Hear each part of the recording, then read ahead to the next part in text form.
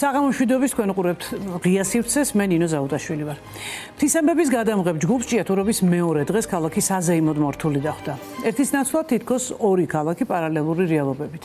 ყვირილის ერთ სანაპიროზე მოედანზე მაღაროელის ძეგლი იყო აღმართული, მეორე სანაპიროზე ცოცხალი მაღაროელების საპროტესტო კარავში ცხოვრობენ. ერთი შენობის ფასადზე ქართული ოცნების აღორძინების ბანერებია, მეტი განვითარება ჭიათურას. მეორე ფასადზე პლაკატი ამ აღორძინების მსხვერპლების უკანონო დაპატიმრებული ჭიათურლების. დასულ კვირას ჭიათურობის დღესასწაული აღნიშნეს ქალაქში, სადაც გასულ თვეებში უმუშევრად დატოვეს 2000 მაღაროელი, რაც 2000 ოჯახის უკმაყუროდ დარჩენას უდრის. ჩვენ დღეს სტუდიაში გვყავს ჭიათურიდან სტუმრები, ძალიან დიდი მადლობა მოგზანებისთვის. ტარიელ მიქაცაძეს, გიორგი ბიწაძეს, ირაკლი ჯიქიძეს, თამუნა კუპატაძეს და ღვთისამბები გელომთივლიშვილი იყო ზუსტად 2 დღის წინ ჩამოვიდა ჭიათურიდან და ალბათ პირველ რიგში ბოლო ამბები და ბოლო შთაბეჭდილებები და მიგნებები, რაც ნახე 2 დღის წინ ჭიათურაში. საღამოშვიდობისანი მივესალმები ტელემაყურებელს, სტუმრებს, შესანიშნავად აღწერეთ ის რეალობა, რაც ჭიათურაში დამხვდა. მართლაც ერთ მხარეს ძეგლი, მეორე მხარეს საპროტესტო კარავში ცოცხალი მაღაროელები, რისთვის და ვისთვის დგამენ ამ ძეგლს.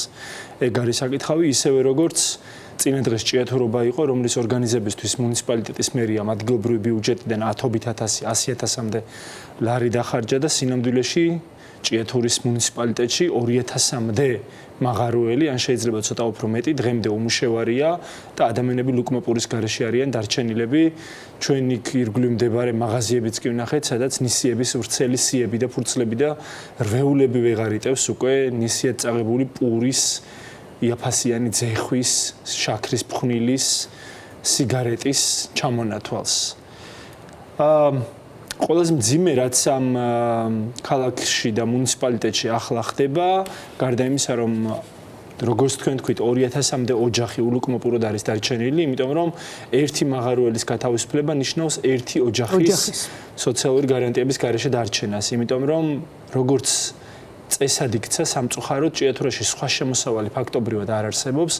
ოჯახების ძირითადი შემოსავალი არის მანგანუმის მოპოვებაზე მუშაობა და როდესაც სახელმწიფოსთან შეზრდილი მონოპოლისტი, არ ვიცი, კომპანია, რომელიც ყველა კანონს ფეხქვეშ იგებს და თელავს და არღვევს ამ ადამიანების საწინააღმდეგოდ, ამ ადამიანების მიმართ, მეტი სხვა დასაქმების არეალი და შესაძლებლობა არ არის, ამიტომაც ვამბობდი, რომ ერთი ადამიანის უსამსახურო დარჩენა ნიშნავს ერთი ოჯახის უსამსახურო დარჩენას და მინიმუმ ერთ ოჯახში 2, 3, 4 ადამიანი მაინც არის, ანუ დაახლოებით არ ვიცი, რომ ქალაქის ნახევარი ლამის ან მუნიციპალიტეტის ნახევარი ბევრი ადამიანისთაც არ არის დარჩენილი ამ მუნიციპალიტეტში მას შემდეგ, რაც მაღაროები გააჩერეს და ის ავადსახსენებელი რეორგანიზაცია გამოცხადეს, კიდევ უფრო იმატა მიგრაციის რაოდენობა. საერთოდაც ჭიათურა თვითონ ისედაც ღარიბი მუნიციპალიტეტია, მოსახლეობის თითქმის ნახევარი, არ ვიცი, დაახლოებით 40%-მდე საარსებო შემწეობაზეა დამოკიდებული.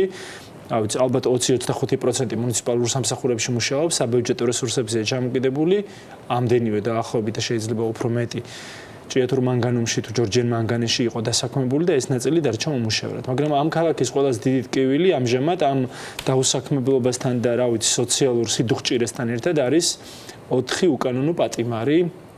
მათ შორის 3 არის მაღაროელი, ერთი შუქრუთის პროტესტების აქტიური მონაწილე გიორგი ნეფარიძე და ის 3 მაღაროელი მერაბ სარალიძე, დიახ თენგიზ გვილესიანი და აჩიკო ჭუმბურიძე თუ არ უცდები, ხო? კი, აი ეს 4 ადამიანი. პატიმარი, ორიოდე სიტყვით შევეხები, მე გუშინ სასამართლო პროცესი კი მოიწია თბილისში დაბრუნება ქუთაისის საქალაქო სასამართლოდან, ირაკლი და ტარიელიც იყვნენ ამ სასამართლოში, მე რაც ვახე თენგიზ გვილესიანი ბოდიში სრულიად ნეიტრალური, მხოლოდ ჭიათურაში გაზრდილი დაბადებული ადამიანი, რომელსაც უყვარს ჭიათურა. ჩვენ ვისაუბრებთ ამ საქმის დეტალებზე, ჩვენ ხო დეტალებზე აუცილებლად გადავართ, ხო? სასამართლოს ორიოდე სიტყვით რომ შევეხოთ, ჯერ დაგვიანებით დაიწყო როგორც წესი ყოფილა ეს, ანუ ეს მოსამართლე ყოველთვის აგვიანებს ამ სხდომების დაწყებას, მაგრამ სასამართლოს სხდომას ესწრება 3 ბრალდებული, არ ესწრება გიორგი ნეფარიძე, ის გაძევებული ყავს მოსამართლეს და მთელი ამ სხდომების განმავლობაში არაპირებს როგორც ჩანს დაშვებას, მას თავის დაცვის უფლებაც კი აქვს წართმეული იმის გამო, რომ თითქოს უდისციპლინობა გამოიჩინა და შეურაცხყოფა სიტყვიერ შეურაცხყოფაზეა საუბარი, მიაყენა თითქოს მოსამართლეს, ძნელი ადამიანმა თავი შეიკავოს ემოციებისგან იმ სხდომაზე, იმ დარბაზში ამ საქმის განხილვისას, იმიტომ რომ გუშინაც 2 პოლიციელი მოწმე დაიკითხა 3 ექსპერტი, მანამდე კიდევ 20 ასეთი მოწმე დაუკითხავთ და ყველა არც ერთი მათგანი არ არის თვითმხილველი, ვითომ მომხდარი დანაშაულის, ამ 4 ადამიანს ედავებიან შუქრუთის მაღაროს დირექტორზე, თუ ერთ-ერთი მაღაროს დირექტორზე, ჯგუფური ძალადობის ორგანიზებას, ჯგუფურ თავდასხმას, როგორც თქვა აგერ ირაკლიმ, ის კაცი იქ საერთოდ არ ყოფილა, ისე როგორც ამ საქმის სხვა დეტალებს დღეს გადაცემაში მოვისმენთ, როგორ უნდათ შეეტენათ ეს საქმე სრული ამ წყვის მნიშვნელობით ბოდიშსვიხტი მაყურებელთან, აქციის მთავარი პირებისთვის, მთავარი ორგანიზატორებისთვის და როგორ არ გამოუვიდათ ეს, მაგრამ ძიმია ძალიან, იმიტომ რომ 25 მოწმე ყავს, თუ 40-მდე მოწმე, 25 უკვე დაკითხული და კიდევ დასაკითხი, პროკურატურას თითქმის ყველა არის ირიბი ეგრეთ წოდებული მოწმე, იმიტომ რომ ისინი თვითმხილველები არ არიან, რა მოხდა ეგ სინამდვილეში. ანუ საუბარია თენის კობერიძესთან ჩხუბის დეტალს, ხო? აპრილს თუ სწორად მახსოვს, 28 აპრილს მთელი იმერეთის პოლიცია, არა მხოლოდ ჭიათურის პოლიციის უფროსი და მისი ეკიპაჟები, არამედ მთელი იმერეთის პოლიცია ქუთაისიდან დაიძრა და ჩავიდა ჭიათურაში, სადაც მაღაროს გადამაგრების სამუშაოებისთვის მაღაროებში უნდა შესულიყვნენ და როგორც გუშინ სხდომაზე დადასტურდა, წინასწარ ჰქონდათ ინფორმაცია, რომ შესაძლოა შეხლა შემოხლა გაღიზიანებული დაზარალებული ადამიანების მხრიდან და მაღაროს წარმომადგენლებს შორის ქონოდა ადგილი. ანუ რეალურად პოლიციის, არ ვიცი, 30-ზე მეტი პოლიციელი, არაერთი ეკიპაჟი, მათ შორის სამხარეო პოლიციის დეპარტამენტიდან ჩავიდნენ, იმიტომ რომ ეს ჯორჯენ მანგანუმის წარმომადგენლები დაეცვათ. და რა მოხდა მერე იქ განზრახ მიატოვეს ისინი დაცვის გარეშე რომ გაღიზიანებულ ადამიანებს პირისპირ წვდომა ქონოდათ მართლა ეჩხუბნენ არ ეჩხუბნენ თავდასხმა ალბათ ნაკლებად იმიტომ რომ ედავებიან რომ მანქანის ძრავის წინა სახურავს ქონდა რაღაცა აქერცლილი საღებავი და ამის გამო ადამიანებს 6-დან 9 წლამდე პატიმრობაში უშვებენ ისეთი მუხლი წარუდგინეს ბრალად სრული უსამართლობაა იმ სხდომაზე რაც ვნახეთ ჩვენ სხვათა შორის თისამბები და ადრეს საზოგადოებრივზე როცა მუშაობდით მაშინ რეალური სივრცეც პირველივე დღეებიდან 2012 წლიდან თუ არ ვცდები გელა ჩვენ მივყვებით ჭიათურის თემებს და სულ მაინტერესებს დინამიკა როგორია ამ პროტესტების დინამიკა როგორია ქალაქისთვის თქვა უკეთესი ცხოვრების საშუალების მიცემა თუ შეძლეს როდესმე ან სახელმწიფოს მხრიდან თუ იყო ასეთი სურვილი ან თქვათ გადაწყვეტილება ან კომპანიის მხრიდან ან საერთოდ რამდენად ხართ იმ ყურადღების ქვეშ რასაც სახელმწიფოს მხრიდან მოქალაქის მიმართ ყურადღება ქვია. ტარიელ 246 დღეა უკვე თქვენ პროტესტში მონაწილეობთ და ხართ ამ პროტესტში. მაინტერესებს აი ამ 246 დღის განმავლობაში რაიმე სახის მოლაპარაკება თუ ყოფილა ან პროცესი თუ დაიძრა საერთოდ. მოგესალმებით თქვენს მაღლობელს, მადლობას გიხდით მოწვევისთვის და ასეთი მხარდაჭერისთვის. რაც შეეხება არსებულ ვითარებას, 246 დღე გავიდა, ჩვენგან იყო არაერთჯერ გადადგმული ნაბიჯი კომპანიის მისამართით, რომ იქნებ დიალოგით მოგვარებულიყო პროცესი, არაერთჯერ გადადგმული და თხოვნა ამა ხელისუფლებისა რომ იქნებ მოგვაქციოთ დროულად ყურადღება, ვიდრე პროტესტი დაიწყებოდა, მანამ მწიფთებოდა სიტუაცია, რადგან ხელფასები არ რიგდებოდა, ბანკის ვალები აღჭობდა მოსახლეობას, პურის შეტანა უჭირდა ჭიათურლებს უკვე თავის საკუთარ ოჯახში და ამას ჩვენ საინიციატივო ჯგუფის წევრები ნათლად ვხედავდით და 2024 წლის 3 დეკემბერსაც მივმართეთ წერილობით მთავრობის კანცელარიიდან რომ მოექცია მთავრობას ყურადღება ჭიათურის შემდეგ ჭიათურის მერიას მივმართეთ ოფიციალურად შეხვედრით და აუხსენით არსებული მდგომარეობა და უკვე აპრილის დასაწყისშიც მივმართეთ კიდევ მთავრობას. ანუ ვინმე ვერ იტყვის რომ ჩვენ საქმის კურსში არ ჩავაყენეთ ჩვენი ზემდგომები როგორც ადგილობრივი ასევე ცენტრალური, თუმცა სრულად იყო გულგრილობა, სრულად იყო აი ბოდიში და დაგვიკიდეს ფეხებზე მთელი ჭიათურა. ესე გამოვიდა. ხორცლები პროფკავშირებიც მონაწილეობდა თქვენ მოლაპარაკების პროცესში ჩვენთან ერთად პროფკავშირები არ ყოფილა, ჩვენს გარეშე ცდილობდნენ დაელაგებიათ და სწორედ დაალაგეს სამხრივ კომისიაზე, რასაც ჩვენვე წინააღმდეგობდით და ვითხოვდით რომ ყოფილიყო ჩვენი წარმომადგენლები სამხრივ კომისიაში, რა თქმა უნდა, ყოფილიყო პროფკავშირების გაერთიანებაც პეტრიაშვილის თამადობით, თუმცა ჩვენ მის მიმართ ნდობა არ გაგვაჩნდა, იმიტომ რომ თუ რამ მოგვიპოვებია ამ აქციების შედეგად ყოველთვის პროფკავშირების გაერთიანება ეწინააღმდეგებოდა ჩვენ პროცესებს და ამიტომ არ გვქონდა იმედი, რომ ეს დაალაგებდა სიტუაციას ჭიათურის სასარგებლოდ და მართლაც ესე მოხდა, ჩვენ სამხრივ კომისიაზე არ მიგვიწვიეს და გაგვირიყეს, სამხრივ კომისიაზე თურმე მიიღეს გადაწყვეტილება, რომ უნდა მომხდარიყო რეორგანიზაცია, ერთ-ერთი მთავარი სპეციალისტი და მრჩეველი თურმე იმ სამხრივ კომისიაში იყო მიხაილ სოცკი, რომელიც იმ დროისთვის ტყიბულის նախშირს ხელმძღვანელობდა 2019 წლიდან მოყოლებული და მისი რჩევით, მისი დაგეგმარებით მოხდა ის, რომ რეორგანიზაცია იყო გარდაუვალი და გამოსავალი იპოვეს 2000 მაღაროელის გათავისუფლებაში და ძალიან დიდი ალბათობით ჯანდაცვის მინისტრმა, სამინისტრომ, პროფკავშირების ხელმძღვანელობამ და დამსაქმებელთა გაერთიანებამ ამ სამხრივ კომისიაზე მოაწერა ხელი იმ რეორგანიზაციას, რისი შედეგებით ჩვენ ჭიათურაში უკვე ვიწვნიეთ, ანუ გულისხმობ 2000 ადამიანს, რომელმაც სამსახური დაკარგა. ჯანდაცვის სამინისტროდან გია ცაგარეიშვილი მინისტრის მოადგილე იღებდა მონაწილეობას რამდენადაც ვიცი ამ მოლაპარაკებებში. სანამ უშუალოდ სოცკის საკითხზე გადავიდოდეთ, რაც ძალიან ბევრს აინტერესებს და საზოგადოების ერთი ინტერესის საგანია თავისთავადია.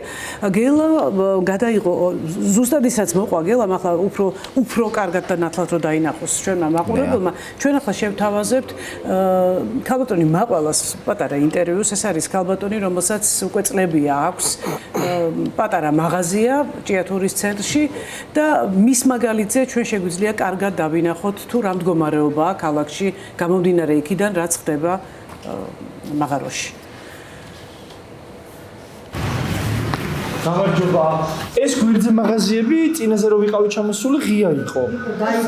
რატომ დაიხურა?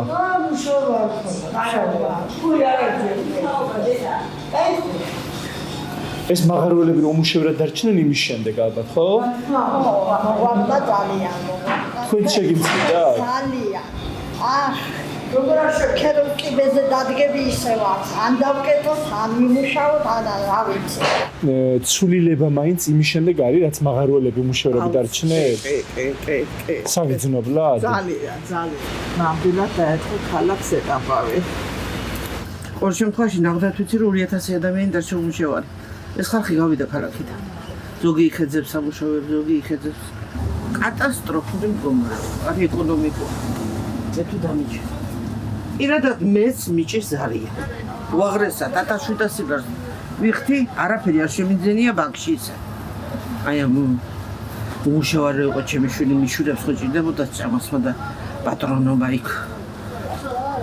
ზოგი თურქეთისკენ წევიდა მოჟამაგირეთ, ზოგი პოლონეთისკენ წევიდა მოჟამაგირეთ და საბა მოჟამაგირეები არიან აბა იმაში ოფიციალურ სამსახურებში კი არავინ არ მოწყობილ. ჭიათურლობაზე ახლა დღეს გუშინ იყო ჭიათურლობა. ყველაფერს ვაკვირდე. ძალიან მინდა რომ კაი რამენდე ვინახო და გემეხარდეს. ნახევარი არ იყო იმის. ეს მაცხოვრები მთლიანად იცლებოდა ხოლმე. შულებს ვიცავარ დღეს ერთი ბოთლი თუ შევემატებინოს რამე. არა, არაფერი არ გაიგეთ. აქ ერთი ორ მამცაკიდან 1 2 3 რამოდენიმე ცალი არ წევიდან ახლა. ეს ინც გაქცეული ხალხი არის. ეს ახლები ბატონო ჩემო, აღერა კიდე მაგ. რეულში წარგება გიკითხეთ. ვერცეთი მუშა სიგარეტის ფულს თვის ბოლომდე ვერ მაძლევს. მეორე მხარეზე მაგ. ისო, ვერცეთი მუშა. იმ მუშა ხალხს ზუსტად. აი ამ კაბალურ პირობებზე წევიდა, ამათ უჭირდათ, გაჭირდებან შეიყვანა ისინი მაღაროში. რაღაც გელსაგდებს შიმშილი სოფელში. და გარეთკენ ტყიდან ისი არის. შიოდათ ამათ შვილებს, ორშვილს. თქვენი შვილი წასულა. რა თქმა უნდა იმას ვინ მიიღებს? იმას შავი გლის ბილეთი ახლა მოწერა. რატომ? რადგან გაასაჩივრა? რადგან გაასაჩივრა, რადგან შეეწინააღმდეგა, რადგან პროტესტი გამოხატა, რადგან შიმშილობდა პარლამენტის წინ. ცოტა რამე ამისა ნახავს უჭირს დღეს. ძალიან. ტარიელ რა თავარი მოთხოვნები გაქვთ ახლა და როგორ შეიცვალა ეს მოთხოვნები სხვადასხვა დროში სხვადასხვა მოვლენები ვითარდებოდა და რა თქმა უნდა იცვლებოდა მოთხოვნები. ახლა რა არის ყველაზე მთავარი მოთხოვნა? მე არ ჩამოვყვები ახლა 28 თებერვლიდან მოყოლებული რა მოთხოვნები იყო, რადგან ჩვენ გვაქვს Facebook გვერდი მაღაროელი, თუ ვისმეს აინტერესებს დამატებით ჭიათურაში რა ხდება, ერთ-ერთი ლაივში მოისმენენ რა დროს რა მოხდა ჭიათურაში, რაც შეეხება არსებულ მდგომარეობას დღეს, ყველაზე მთავარია დღეს, რომ უკვე 6 თვეა და მე-7 თვე დაიწყო, როგორც ბატონმა გელამ აღნიშნა, უსამართლო ცხედან 4 ჩვენი მეგობარი ციხეში. ამის მოწმე არ არსებობს, ვინც ადებს ხელს რეალურად რომ თქვენ ხართ ბრალდებული, დამნაშავე.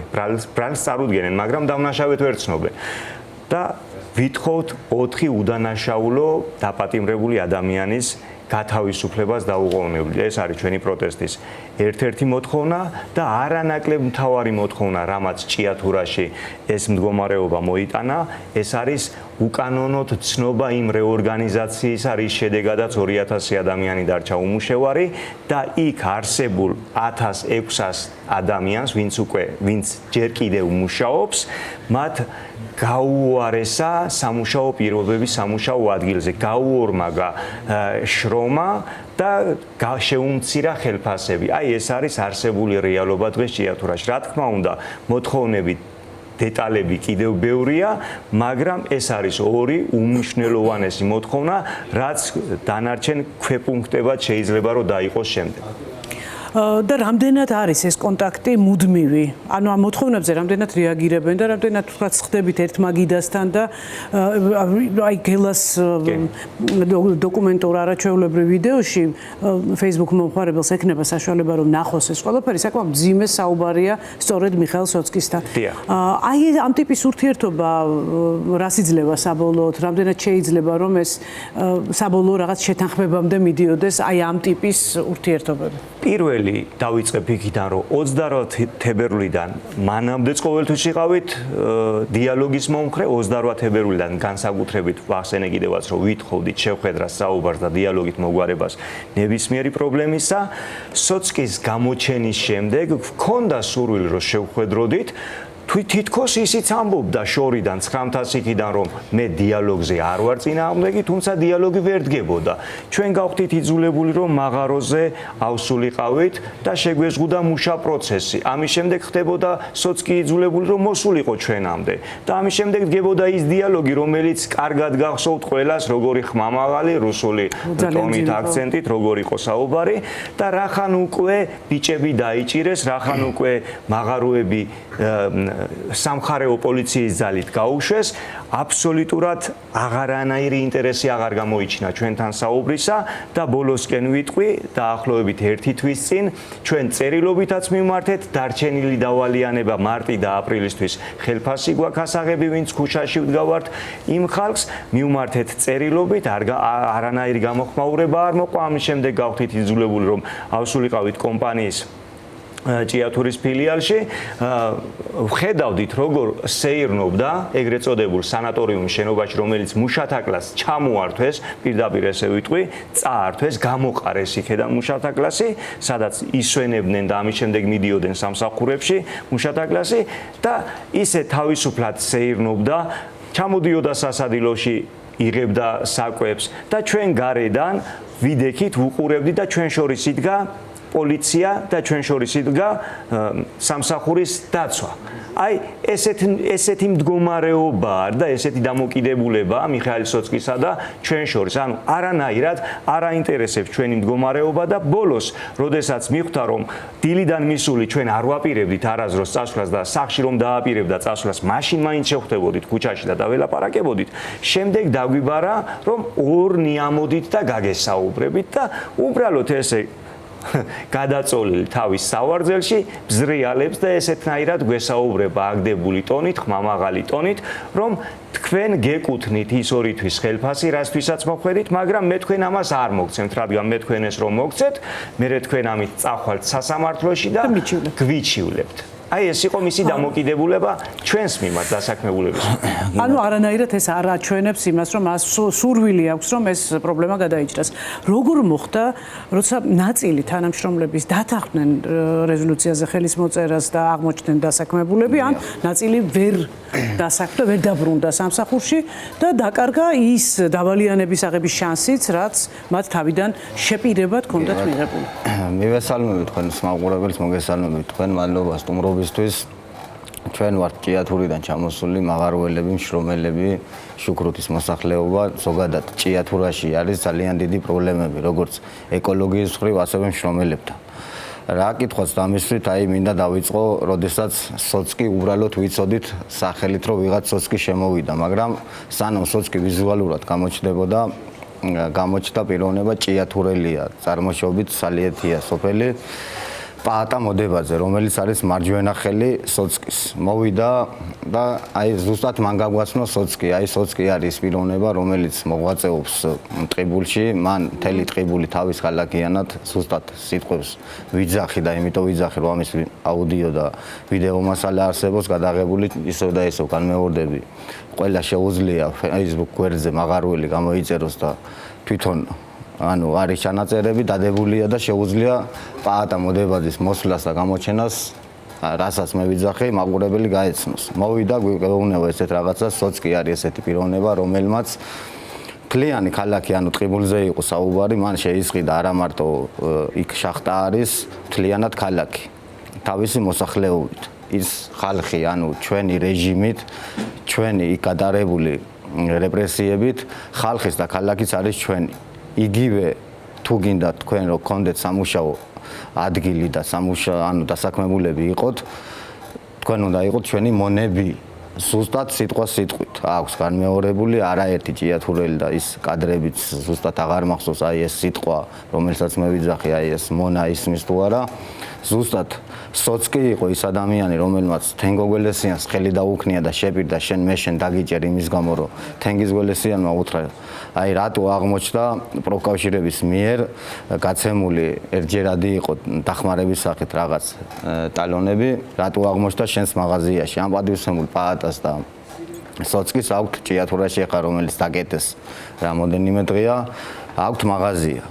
ანუ პროფკავშირიდან გამოსული თანხა მივიდა მაგის მაღაზიაში. რატო მოხდა გინდა თუ არა შენს მაღაზიაშიო თენგომ უთხრა და აი მაშინ პირველად თენგოგველესიანს დაუქნია ხელი, რომ შენი დრო მოვა და დაგიჭერო, ფაქტია დაჭერილია. როდესაც მე რა ვეუბნეოდა, რომ აი თქვენისთან ადამიანები, თქვენს მსგავსად უცხოები, მრავალი იყო მოსული და მრავალი კარგი სიტყვა მომისმენია. მე თქვენი ნდობა არ მაქვს, ჩვენ ვითხოვთ აქ შემკრები ადამიანები, ანუ გაფიცული მაღაროელები, რომ სახელმწიფოსგან იყოს სტაბილურობის გარანტი.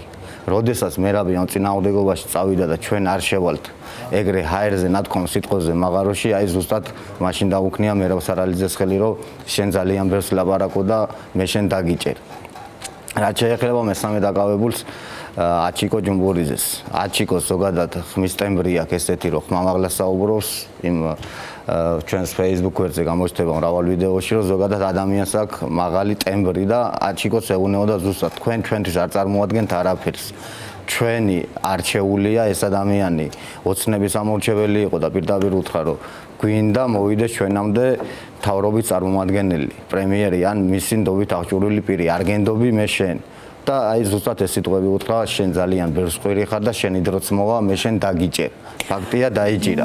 იცით რა მაინტერესებს მეოთხე, რომელიც აი ერთ-ერთ შეკრებაზე ვიყავით სანატორიუმში და სადაც ზუსტად საჩხერის სამართველოს უფროსი ბატონი ლაბაძე შეპირდა გიორგი ნეფარიძეს, რომ მე შენი დაჭერის ძალიან დიდი ხნის სურვილი მაქვს და მე შენ დაგიჭერ და ზუსტად იმ დაკავებაში როდესაც მათი დაკავება მოხდა, მე იმ კარავში ვიყავი, მაშინ მოშიმშილე ვიყავი, ისეთი რაოდენობა შემოვარდა და ისეთი რაღაც მოხდა, რომ აი გეგონებოდათ ქვეყნების ტერორის იჭერდნენ სრული ძალაუფლებით. ყოველდღიური სურათი ჩვენ აქაც გვაქვს ასე რომ ყველანაირი ძალდადანებით და ყველანაირი კანონის დარღვევით და აი აღმოჩნდა ისე რომ მინდა იმ ასპექტში ბატონმა გელამახსენა რომ გიორგი გაძევებულია და მოვიდა ვიღაც სხვა ამ ლაბაძის მაგივრად რომელმაც ბორკილები დაადო ვიღაც პირობითად ირაკლი ჯიქიძე მოწმეთ და ეუბნება სასამართლოში გიორგი ნეფარიძეს რომ აი მე შენ დაგიჭირე და გიორგი არგუმენტად ეუბნება, რომ აი პირველად ამედო ცხოვრებაში ბორკილი არა ვარ, ნასამართლები არ მქონია შეხება. ასე რომ ვთქვათ, არ ყოფილი ვარ ბრალდებული და არ ყოფილი ვარ ციხეში. ადამიანმა, რომელმაც პირველად ბორკილი დამადო, იმის სახეს რა დამავიწყოს და შენ ხარ ცრუ მოწმე. და აი ზუსტად ამას მოყვა მოსამართლეს და გიორგი ნაფარიძის შორის ეს უკმაყოფილება და მაგიტოა გაძევებული. ტარიელი არის მოწმე იმ ამბის სინამდვილეში რა იგეგმებოდა, როგორ იგეგმებოდა, ვისი დაკავება იგეგმებოდა და აი დღეს თქვენ როგორ გადარჩით თავისუფალი და იქნებ ძალიან მნიშვნელოვანია ეგ ამბავი სინამდვილეში ხსნის კარგი დაბრალმატებელების ამბავი. ტარიელის დაკავება უნდა დაკავებაც იყო განზრახვაში და ის როგორ მოხდა ეს? დიახ, ეს ვიდრე 28 აპრილი დადგებოდა, მანამ ხედავდით როგორ კომპანიის ხელმძღვანელების მანქანები როგორ შედიოდნენ პოლიციის ეზოში და გარკვეული დროის განმავლობაში იქ იყვნენ. იდგა მანქანები და სავარაუდოდ იქ რაღაც იგეგმებოდა. ეს რომ გავაპროტესტეთ, სულ აბსურდული რაღაც პასუხი მთქვეს, აი არ იყო საქმესთან შეხებაში, ისეთ საქმეზე იყვნენ შეგრებილი. მაგრამ 28 აპრილს ჩვენ მქონდა ჩანიშნული პრესკონფერენცია თბილისში, ტელევიზიებთან ერთ-ერთ ოთახში და იქ პრესასთან ერთად, როდესაც ვისხედით, იმედის ჟურნალისტმა დამისვა კითხვა, რომ აი იქ რომ ეხლა თავს დაესხენ მაღაროს დირექტორს და რადიკალებმა რო იძალადეს ამან და მათ შორის იყო ტარიელი თაცაძეც და მირზა ლოლაძეც, რომელიც იქ ვისხედით სტუდიაში და ანუ თქვენ იყავით თბილისში და ტელეკომპანია აცხადებს იმედი რომ ირონიულად მივიღე მე აი არანაირად არ გამიშთა სერიოზულობის განცდა, რადგან ორი აქ ვიყავით და ის თუ მოხდა ისიც არ ვიცოდით ჩვენ და აი უკვე ვიდრე შემთხვევა დადგა უკვე თბილისმა და იმედის ტელევიზიამ ეს ყველაფერი იცოდა. აი ამიტომ მიმყარებს არგუმენტს ის რომ ეს იყო წინასწარ დაგეგმილი პროვოკაცია, აი შეიძლება ნაწილ და არეულად კი ვსაუბრობთ, მაგრამ საერთო აზრის დალაგება შეიძლება, აი რასაც ამბობდა პაატა მოდებაძე, რაც უნდოდა სოცკის, რაც უნდოდა იქ პროფკავშირებსაც ხელს უშლიდით, პროფკავშირების გაერთიანებას, რადგან ხალხისთვის სასიკეთოდ ვიძახოდით და სამწუხაროდ ადგილობრივ მუნიციპალიტეტსაც არ აწყობდა ჩვენი იქ ყოფნა, რადგან ჩვენი იქ ყოფნით და ჩვენი საერთო მოთხოვნებით კეთილი ადამიანების დახმარებით ჩვენ შევძველით რამოდენიმე კვირის განმავლობაში გარკვეული რაოდენობა გაჭირვებული ადამიანების დახმარება, როგორც სურსათით, ასევე ფინანსებით. და ეს ძალიან ეკლადესობოდა ქალაქის მერს გულზე და ამბობდა, რომ თავისი პოლიტიკური ინტერესები ამოძრავებს და არჩევნებში უნდა მონაწილეობის მიიღება. აი ესეთი განცდები ქონდა ჩემს მიმართ და ესეთი შიშები ქონდა და ხან ნაციონალს მიწოდებდა, ხან რავი კომუნისტს და ასე შემდეგ. ეს ნაცნობი ტექსტებია, ჩვენ ეს ყველაფერი საკუთარ ზურგზე გვაქვს ყველას გავლილი. ერთი რამ მინდა კითხოთ. სულ აი მოყოლებული თავიდან, როცა ჩვენ წამოვყევით ჭიათურის თემას, აი სულ მაქვს ეს შეკითხვა. რამდენად სოლიდარულია ყველა ადამიანი, ვინც მუშაობს და ვისაც ეხება ის რაც ხდება ახლა ამ წუთას ჭიათურაში. აი რამდენად მიაღწიეთ ამ სოლიდარობას? არავის დავასახელებთ, უბრალოდ აი რამდენად ესმით ადამიანებს, რომ ეს ეხება ყველას. დიახ, მინდა საჯარო ვთქვა, რომ ჭიათურა ზოგადად ისეთი ქალაქი და ესეთი მჭიდროა, გელა უკვე ძალიან ახლოდან იცნობს, ისეთი ოჯახური გარემოა, ესე რომ ვთქვათ, ქალაქია, მაგრამ ყველა ერთმანეთს იცნობს. ეს დაახლოა და ზოგადად ეს შექმნა მაღაროელმა შექმნა, რომ ერთი სამსახური გვაქვს, ერთ სამსახურს ვეწევით, ზოგი შიგნით არის, ზოგი გარეთ, მაგრამ მეტი ნაცნობობა არის და მეტი სიყვარული არის. ზოგადად ჭიათურაში დასაქმებული. სწორედ მაგიტომ სამთო-მომპოვებელი ინდუსტრიის ასაღორძინებლად ასე ვთქვათ, მაგრამ სამწუხაროდ აი ეს დასაქმებული საზოგადოება ბოლო მომენტს გავიხსენებ მაღაროელთა დღეს მაღაროელთა დღე აღნიშნა სოცკიმ, რომელშიც სოლიდური თანხა არის დახარჯული, როგორც თვითონ თქვა, სადღაც 400.000 ლარამდე დაუჯდათ ეს ღონისძიება და თქვენ რო აქ ამოსულები ხართ, თქვენ გინდათ ანუ ამ ღონისძიების ჩაშლა, თქვენ ხართ რადიკალური ჯგუფი. მაგრამ ჩვენთვის კონსტრუქციულად, ძილობიანად ვიდექით ჩვენთვის და აი ველოდებოდით ეს ჩვენი თანამშრომლები, თანაქალაქელები, რომლებსაც ვაფასებთ, აი ჩვენ რო გვიყვარს და სრულიად რო სიძულვილით ამუშავებს, აი სრულიად სიტყვის მნიშვნელობით შრომელ ხალხს სოცკი არანაირი უფლება არ აქვთ. ერთი ადამიანი ვერ იძახის საჯაროდ თავის Facebook გვერდზეა თუ ესე შემდეგ ხმამაღლა ვერ იძახის, რომ სოლიდარული ვარ პატიმრების ერთმა რუსმა ადამიანმა დაგეჭირა 4 თანაქალაქელი და აი ზუსტად რო იცი რომ არ არიან დასაჭერები, მაგრამ იცი რომ იქ მათრახი გელოდება, იქ გეუბნებიან პირდაპირ რომ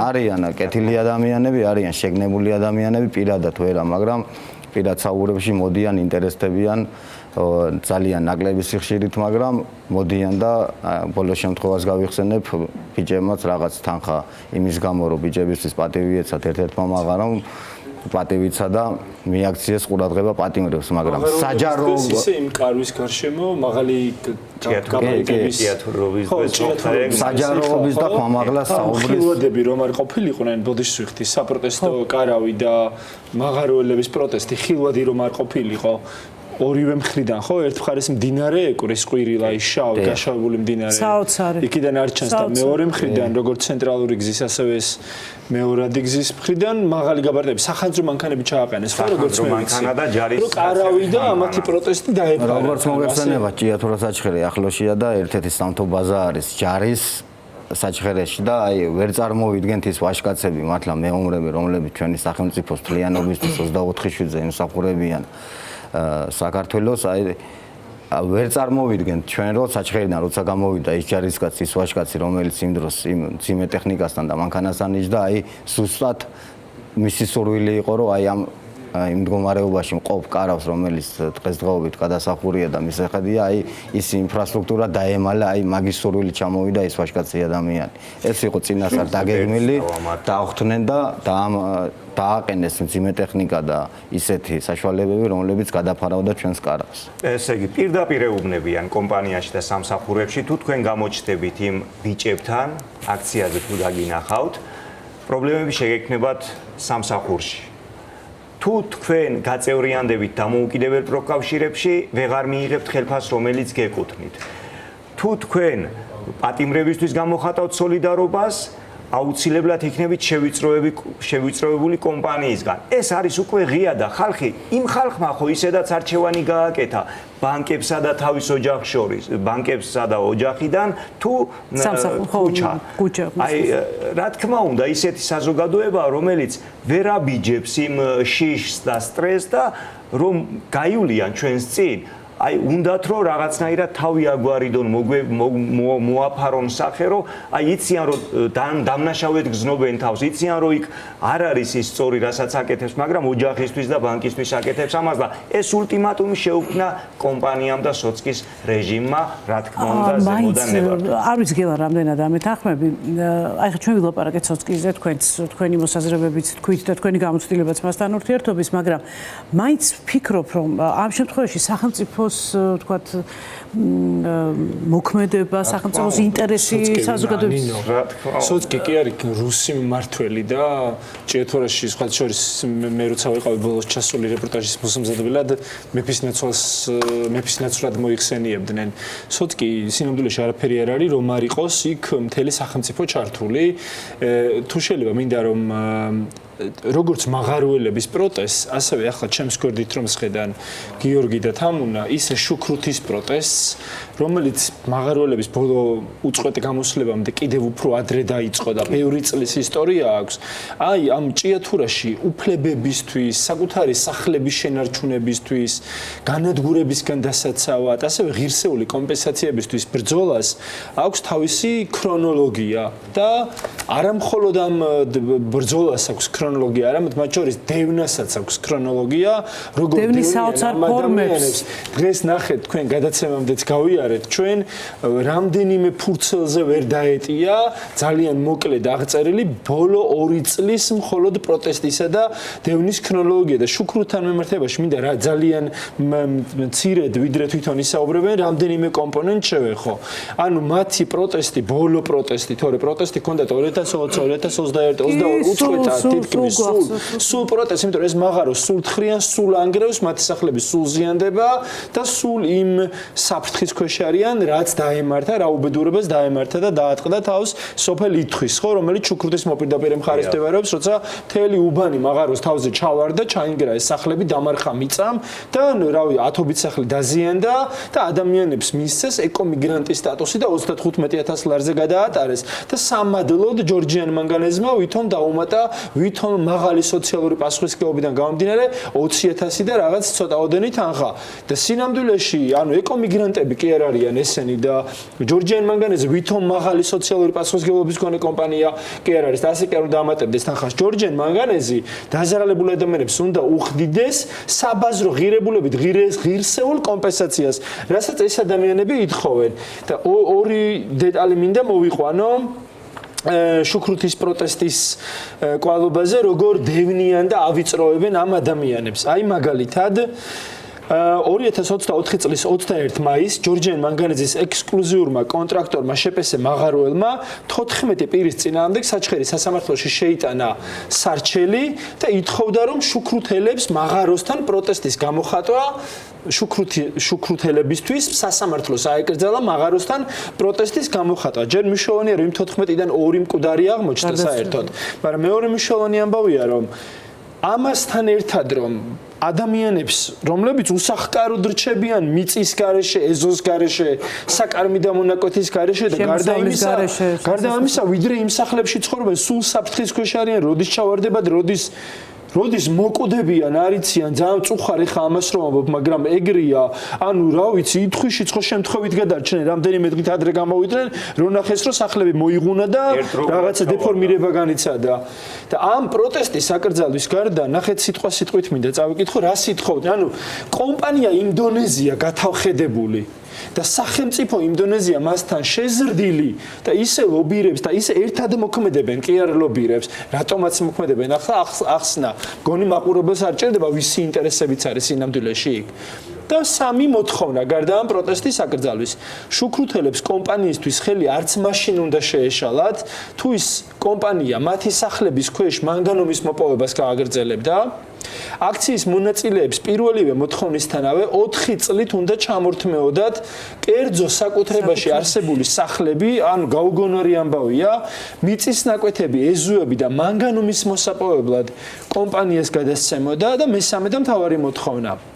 მოპასუხეებს უნდა დავალებოდათ აღნიშნული ნაკვეთები კომპანიას გამოთავისუფლებულ მდგომარეობაში გადასცემოდა. ანუ თავად უნდა დაენგრია თავისი სახელი დასათავისუფლებლად და კომპანიისთვის დაეთმოთ რომ აჰა შენ 4 წელი გამოიღე მანგანუმი და მე თუ იქ შესაძლებელი იყო ისევ რამეს დავიწყებ. ანუ და ყველაზე მთავარი სასამართლომ და მოსამართლე ივანე ყიფიანმა ეს ის მოსამართლეა თბილისში რომ აქტივისტები გამოუდნენ და ავტობუსში აძრომას რო ცდილობდა.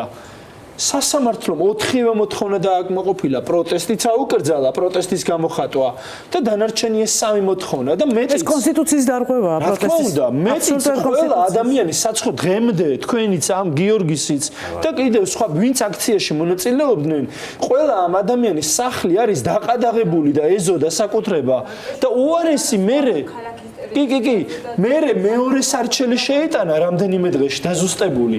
14 პირიდან 30 პირამდე გაზარდა მოპასუხეთა რაოდენობა კომპანიამ და ამ 30 პირში უკვე შეიყვანა ის ადამიანებიც, რომლებიც აქციის მონაწილეები არ არიან. ამ ადამიანების ახლო ნათესავები არიან. მაგალითად, ქალიშვილი, რომელიც გათხოვილია და სხვა ქალაქში ცხოვრობს და სასამართლომ რაქნა მათაც კი, ნათესავებსაც კი აუკრძალა ქონების გასხვისება და იპოთეკით დატვირთვა. წარმოუდგენელი ამბავი ხდება. თამუნა, ყველაფერს ამას მეორე ნაწილში ნახავს მაყურებელი, არის საგამოძიებო ფილმი, რომელიც 2 წლის წინ გააკეთა გელამ და მართლა ეს არის საოცარი ფილმი, რომელიც მართლა უნდა ნახოს ყველა მაყურებელმა, მაშინ ალბათ როცა ითხვისიდან, ჭიათურიდან ჩამოვლენ თბილისში პროტესტის გამოსახატად მე დარწმუნებული ვარ, რომ გაცილებით მეტი ადამიანი დადგება თქვენ გვერდით, იმიტომ რომ ეს საერთო პრობლემაა, ეს არის აბსოლუტურად საერთო პრობლემა. თამუნა, ჩვენ პატარა ვიდეოც გვაქვს და გვინდა განახოთ, რას თავაზობდნენ და რა შესთავაზეს და რა მისცეს და როგორ მოხდა 2 მოხუცებული წყვილის შეცდომაში შეყვანა. აი ეს გვინდა ვანახოთ მაყურებელს და გავაგრძელოთ მე უკვე თქვენთან ინტერვიუ. ავაშენეთ რა აშენებული არ არის.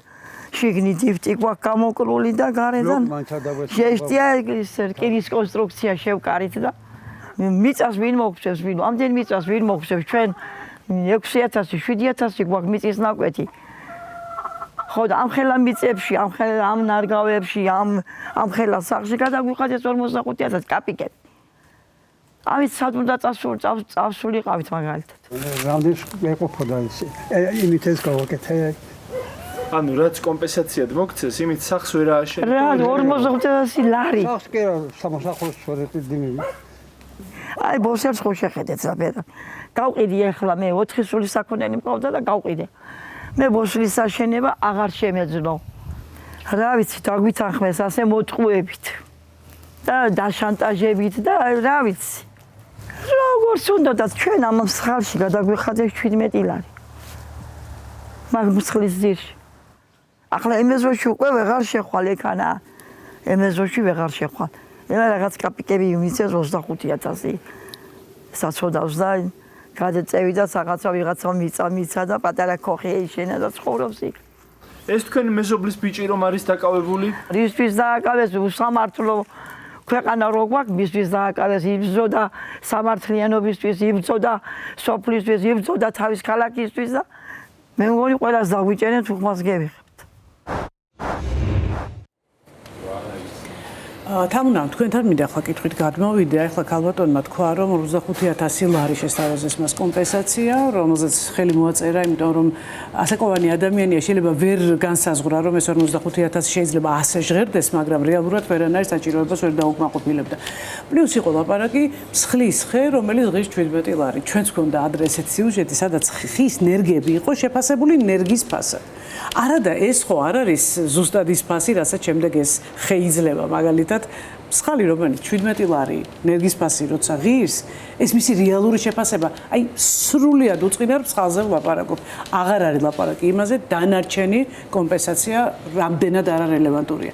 თქვენი გამოცდილება მოგვიყევით აი ამ ურთიერთობის, როცა სახელმწიფო და ადამიანი, დიდი სახელმწიფო და პატარა ადამიანი ერთმანეთის წინააღმდეგ წინაშე აღმოჩნდებიან, რითი თავდება ასეთი მოლაპარაკებები. ნუ ჭიათურის და შუქრუთის მაგალითს. სალმები თქვენს მაყურებელს. თავიდან ესე მინდა თავიტყო.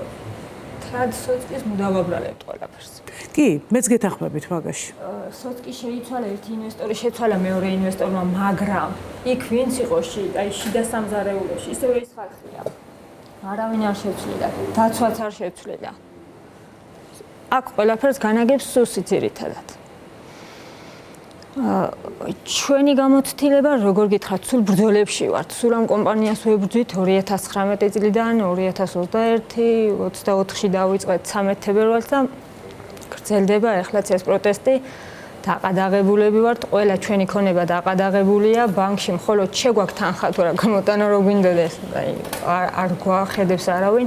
საჯარო დაწესებულებებში ჩვენ ვერც ერთი ვერ მუშაობთ. ისე ჩვენი დასაქმებულები ვართ, კერძოდ.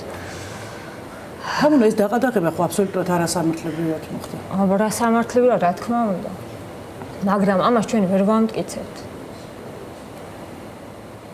შეფასებებს რაც შეეხება ჩვენთან მიმართებაში ძალიან აი დამცინავი შეფასებები, ადამიანები როცა წლები შრომობენ თან ჩვენი სოფელი იცით როგორი სოფელია? ვიცით ნამყოფები. აი მოსახლეობაც ისეთი მჭიდროა და ისე შეხმატკილებლად ცხოვრობდით წლების განმავლობაში 40 წლის ვარ და სიმართლე გითხრათ არ მახსოვს რაიმე ისეთი ცუდი რომ ერთმანეთში გქონოდა ამ კომპანიამ დაგყო. რაც ეს კომპანია როგორ მოახერხა ეს? აი თვითონ ეს მექანიზმი მინდა რომ დაინახოს მაყურებელმა. როგორ მოახერხა ეს ყველაფერი ნახეთ დაშინებებით მოახერხა მეზობელზე უთხრა რომ აი ის იღებს ამდენ თანხა შენ არ იღებს შენ ის დაგანგრევს ის დაინგრევა და მე შენც თავისთავად უნდა წახვიდი აქ ისეთ რაღაცები გააკეთა აი თვითონ ინდივიდუალურად ყველა მოსახლესთან რომ დაგყო ამ პროტესტშიდაც ნახევარი სოფლის ვიყავით პროტესტში ნახევარი საერთოდ გვერდზე იდგა არ იღებდა ჩვენ პროტესტში მონაწილეობას. ეხლა ამ ჩვენ პროტესტში ვინც არ იღებდა მონაწილეობას, ძალიან დიდი დაპირებები მისცეს, რომ აი იმათ ჩვენ არაფერს არ მივცევთ, ყველას დავიჭერთ და თქვენ გაგისტუმრებთ. არც ის ხალხია დაანგარიშებული და გასტუმრებული დღესდღეობით, არც ჩვენ რა თქმა უნდა და გადაწყვეტილება მიიღო 80%-მა ჩვენი სოფლისა, რომ ყველა ერთად დავდგეთ.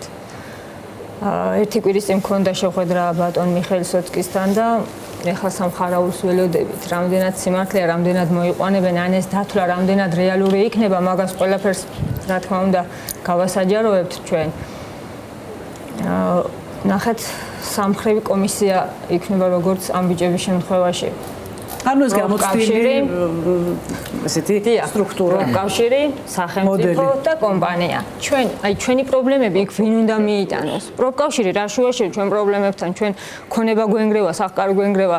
სახელმწიფოს მხრიდან უშუალოდ ვინ მიიღებს ამაში მონაწილეობას? რა იცით თქვენ, გაქვთ ეს ინფორმაცია?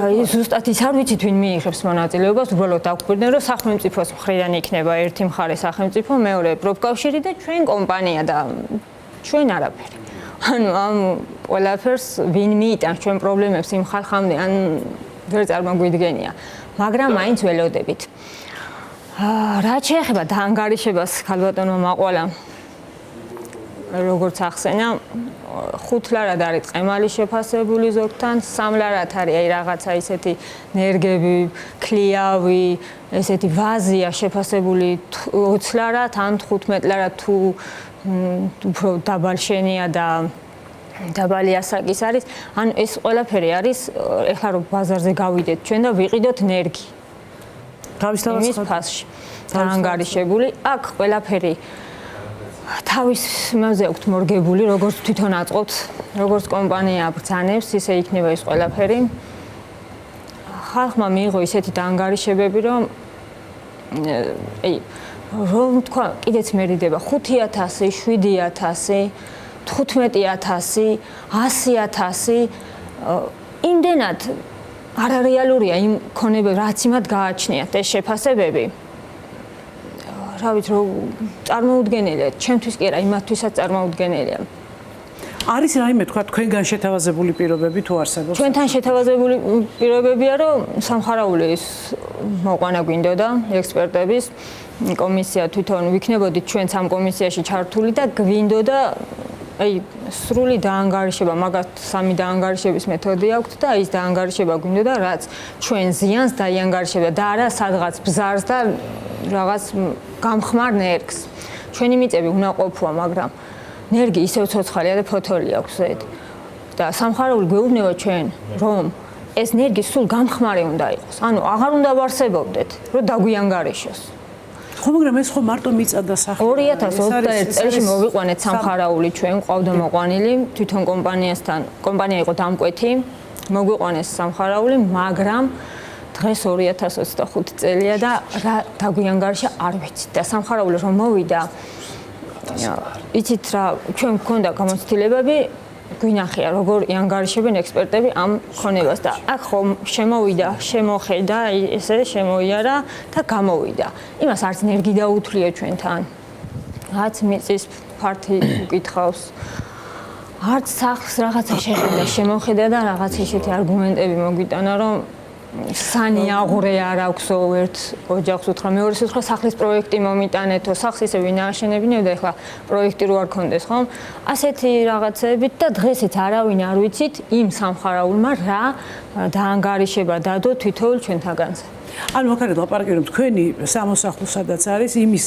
ქვეშ მოპოვებითი სამუშაოები მოკლედ მოიპოვონ იქ მაგანები და შემდეგ ყველაფერს მოიპოვებენ მერე თქვენ დაგაბრუნოთ სახლში თუ გადახვიდეთ სხვაგან აი რას გთავაზობენ კონკრეტულად ის იქნება ვარგისი მერე საცხოვრებლად იქ რო ყველაფერს გამოვიდნენ მაგასაც არ გთავაზობენ რომ ჩვენ გადაგვიყვანონ და რაღაცა მოგცენ არა ეს გადაგვიხადეს რაღაცა მიზერული თანხები ზოგს საერთოდ არაფერი არ მიცეს ზოგს 2000 ლარი დაუანგარიშეს ზოგს 5000 ლარი დაუანგარიშეს და გვეუბნებიან ჩვენ ვიცით ყველამ იმიტომ რომ ყველა ოჯახშია თითო სამთოელი ორი თუ არა ამ ბიჭებმაც კარგად იციან საერთოდ არაფერი არ არის ჩვენს ქვეშ არის ღია სივრცე და რაღაც კლდე ალბათ გვიფარავს და ღმერთი რომ არ ჩაინგრეს და ჩვენ არ დავიღუპოთ ამ ყველაფერს რო ვეუბნებთ რომ უკვე მადანი მოპოვებულია გვიმტკიცებენ რომ ჩვენ არ შევსულვართ ისეთ ველებში სადაც მოსახლეობა ცხოვრობს და ჩვენ ხო ვიცით ეს 40 და 45 წელი რო ადამიანი სამთუელია, იმან ზუსტად იცის სად არის შესული და სად არა. ჩვენ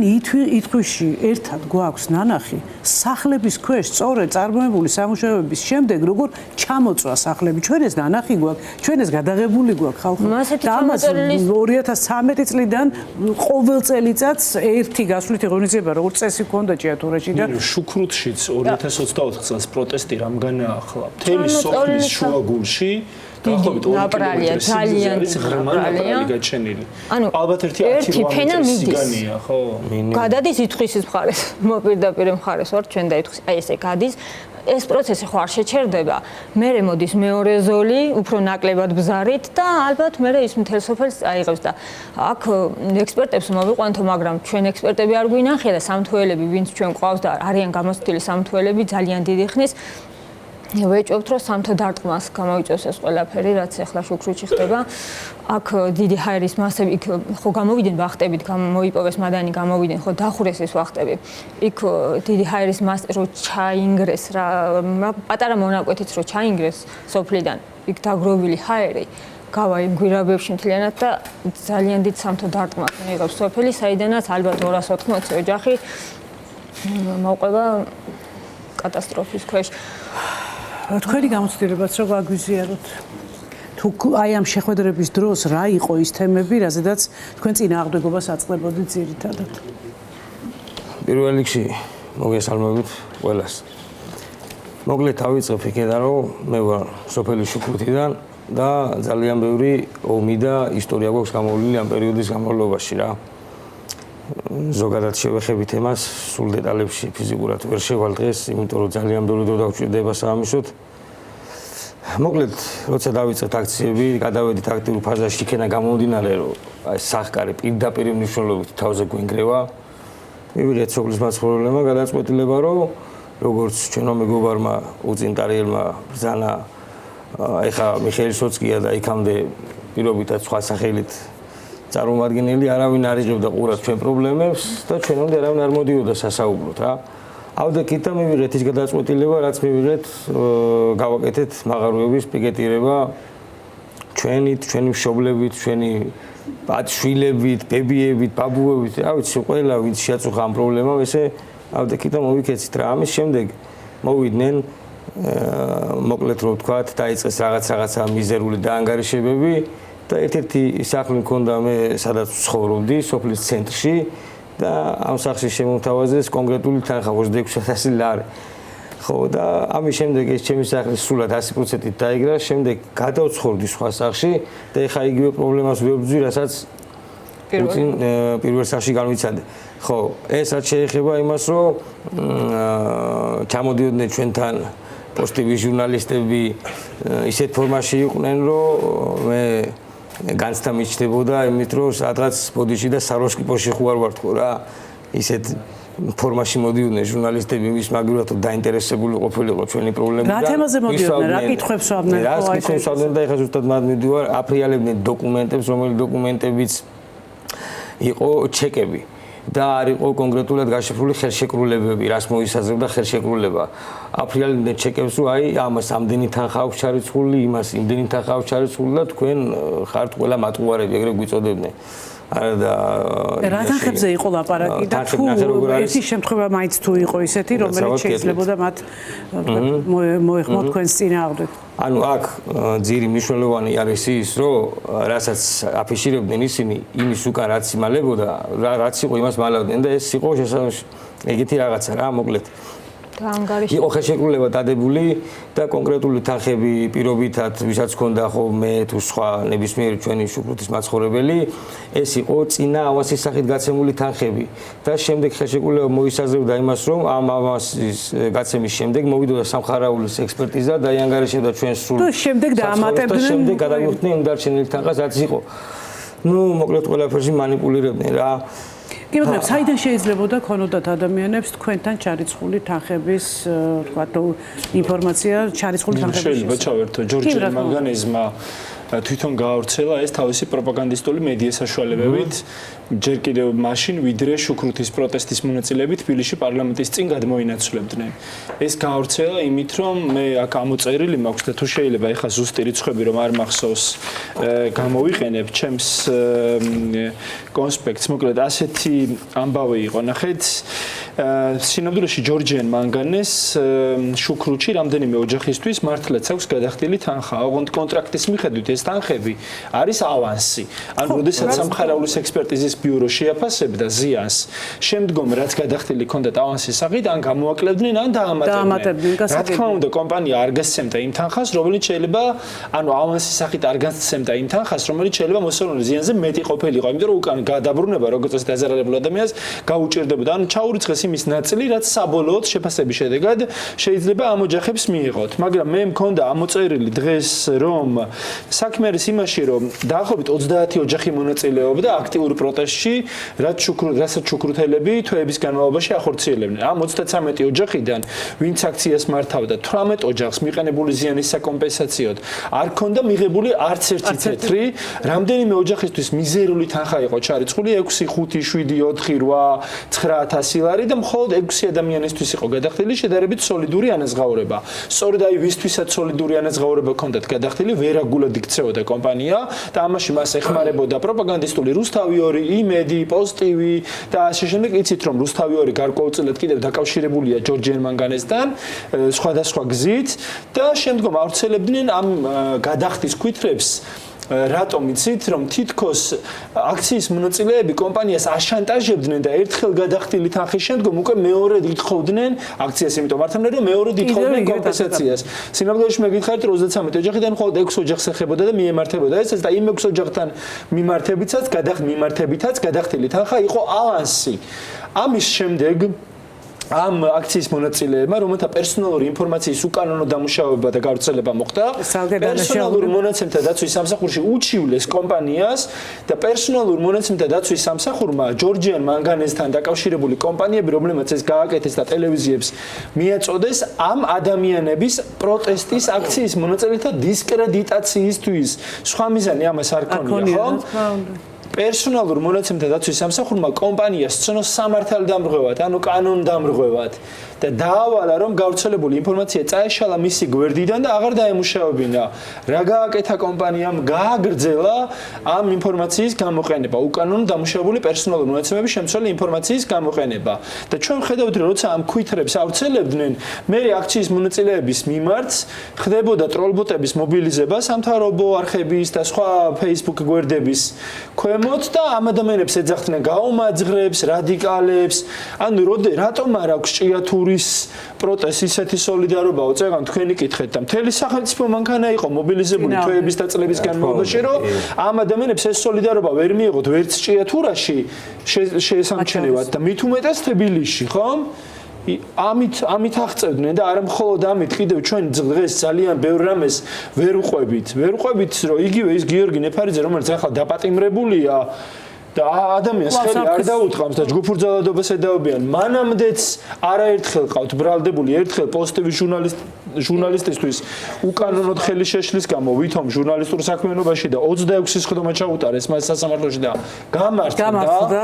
შემდგომ ამ კოროხნალის მაღაროსთან ჯგუფური ქმედების ორგანიზებას ედაობოდნენ, ჯერ გირაო შეუფარდეს, მერე ბრალი დაუმძიმეს, რის შემდეგ იცით, როდესაც თბილისში გადმოინაცვლეს შუქრუთის პროტესტის მონაწილეებმა, მახსოვს საზოგადოებრივი მაუწყებლის აქციას მეც ვაშუქებდი, იქ ნეფარიძემ დაანონსა, რომ მომდევნო აქციასო თბილისში ბიძინა ივანიშვილის სახლთან გავმართავთო და მეორე დღეს პროკურატურამ ბრალი დაუმძიმა ადამიანს, ანუ დევნიდნენ ყველა შესაძლო საშუალებით, ანუ თელ სამართლებრივ თაიგურს იყენებდნენ მარწუხებად, რომ ეს ადამიანები შეეზღუდათ და მათ მიმართ ნდობა დაეკარგათ.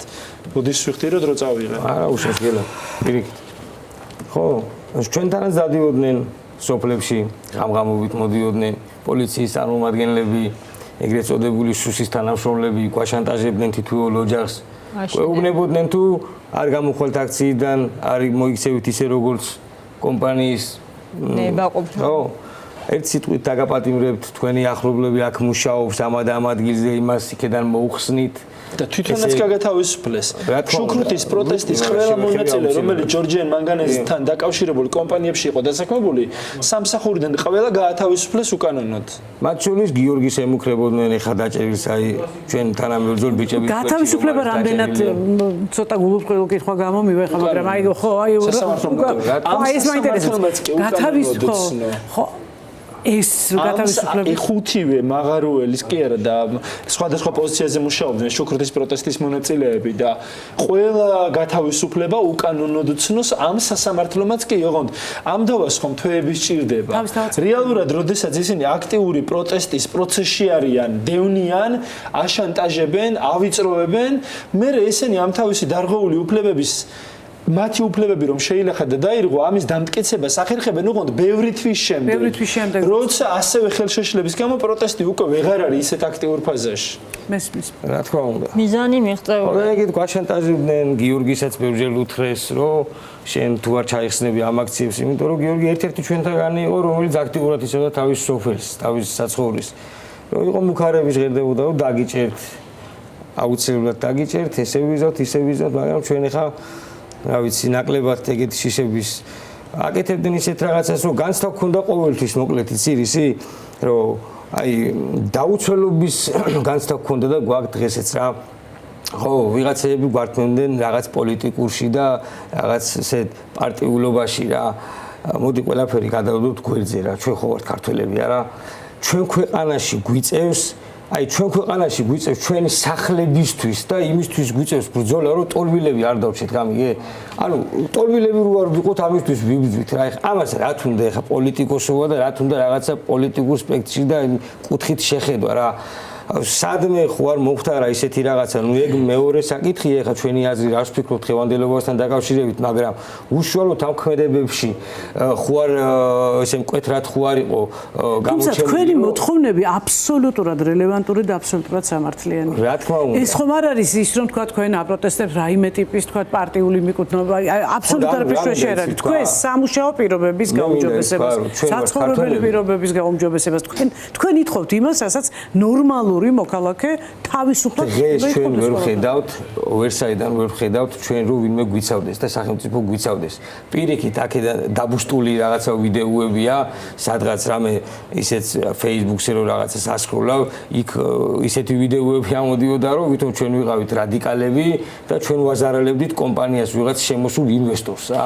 კიდევ ერთი აუცილებლად უნდა კითხოთ ამას აკეთებდნენ ბოდიში ამას აკეთებდნენ დღევანდელი სახელმწიფო ტელევიზიები ესენი რა ვიცი მატყუარები არიან ჩემი გადმოსახედით აბსოლუტურად ყველა იმედის ტელევიზია, პოსტივის ტელევიზია ისეთ რაღაცა სიცრუებს გვცელებდნენ რომ არ ვიცი რა მართლა შეიძლება დაიჯეროს ადამიანმა ეგეთი რაღაცა ჩემ თავში შემპარვია ხოლმე ეჭვი ხანდახან მეთქი ეს როგორ ხდება რა პროპაგანდა ძალიან ძლიერი არაღია რა გამოვიარეთ და გიორგი ნეფარიძის პატიმრობით როგორ ივაჭრეს ვინ იყო კონკრეტულად თქვენთან მოსული აი ეს სიტუაცია მე რამდენადაც ვიცი იყო ძალიან აქტუალური როცა თქვენ გთავაზობდნენ რაღაცებს იმის სანაცვლოდ რომ გიორგის გამოუშვებდნენ ნეფარიძეს რომ თქვენ პროტესტი გაგეჩერებინათ სამაგიეროდ გიორგი გამოვიდოდა ციხიდან და რაღაცნაირად ეს გადადიოდა თქვენთან ტარიელთან გიორგი 4-ვე პატიმრის გადაგასვლა 4-ვეზე ვინ გევაჭრებოდათ ტარიელ და რა პირობებში თავაზობდნენ ვისი სახელით თან იმ შემთხვევაში იყო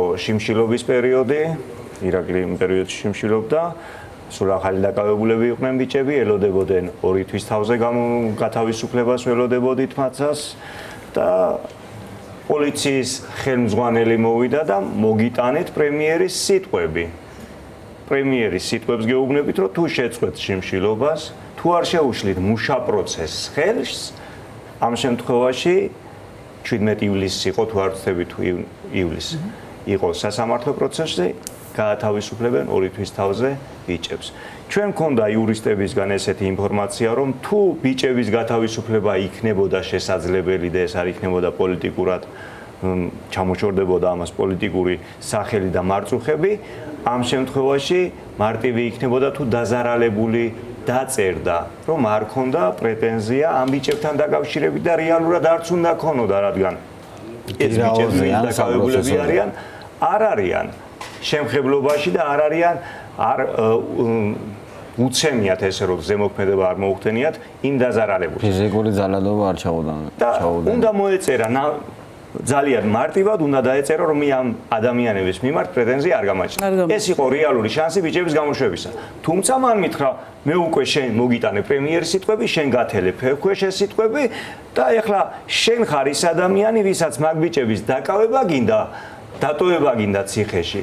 და ოჯახის წევრებს, დაკავებულის ოჯახის წევრებს კულისებში ჩემგან ფარულად ელაპარაკებოდა რომ ჩამოეხსენით მათ გარიყეთ ეს აქციის მონაწილეები, განსაკუთრებით ჩემზე იყო აქცენტი გადმოტანილი, თუ გინდათ რომ ბიჭები გარეთ გამოვიდნენ. მაქსიმალურად ივაჭრეს სამუშაოების აღდგენაზე, ბიჭების სახელით ივაჭრეს შიმშილობის შეწყვეტაზე, ბიჭების სახელით ივაჭრეს და ის რომ ჩვენ არ ქონდა ნდობა პირობითად თუნდაც პოლიციის უფროსისა, რომელიც მოდიოდა ამ წინადადებით და ეს იცის ნახევარმაჭია თუ რა ამას ღიათ ამბობდა. და არის ჭორჩაში მკვიდრი ხო თან? ეს დიახ, რა თქმა უნდა.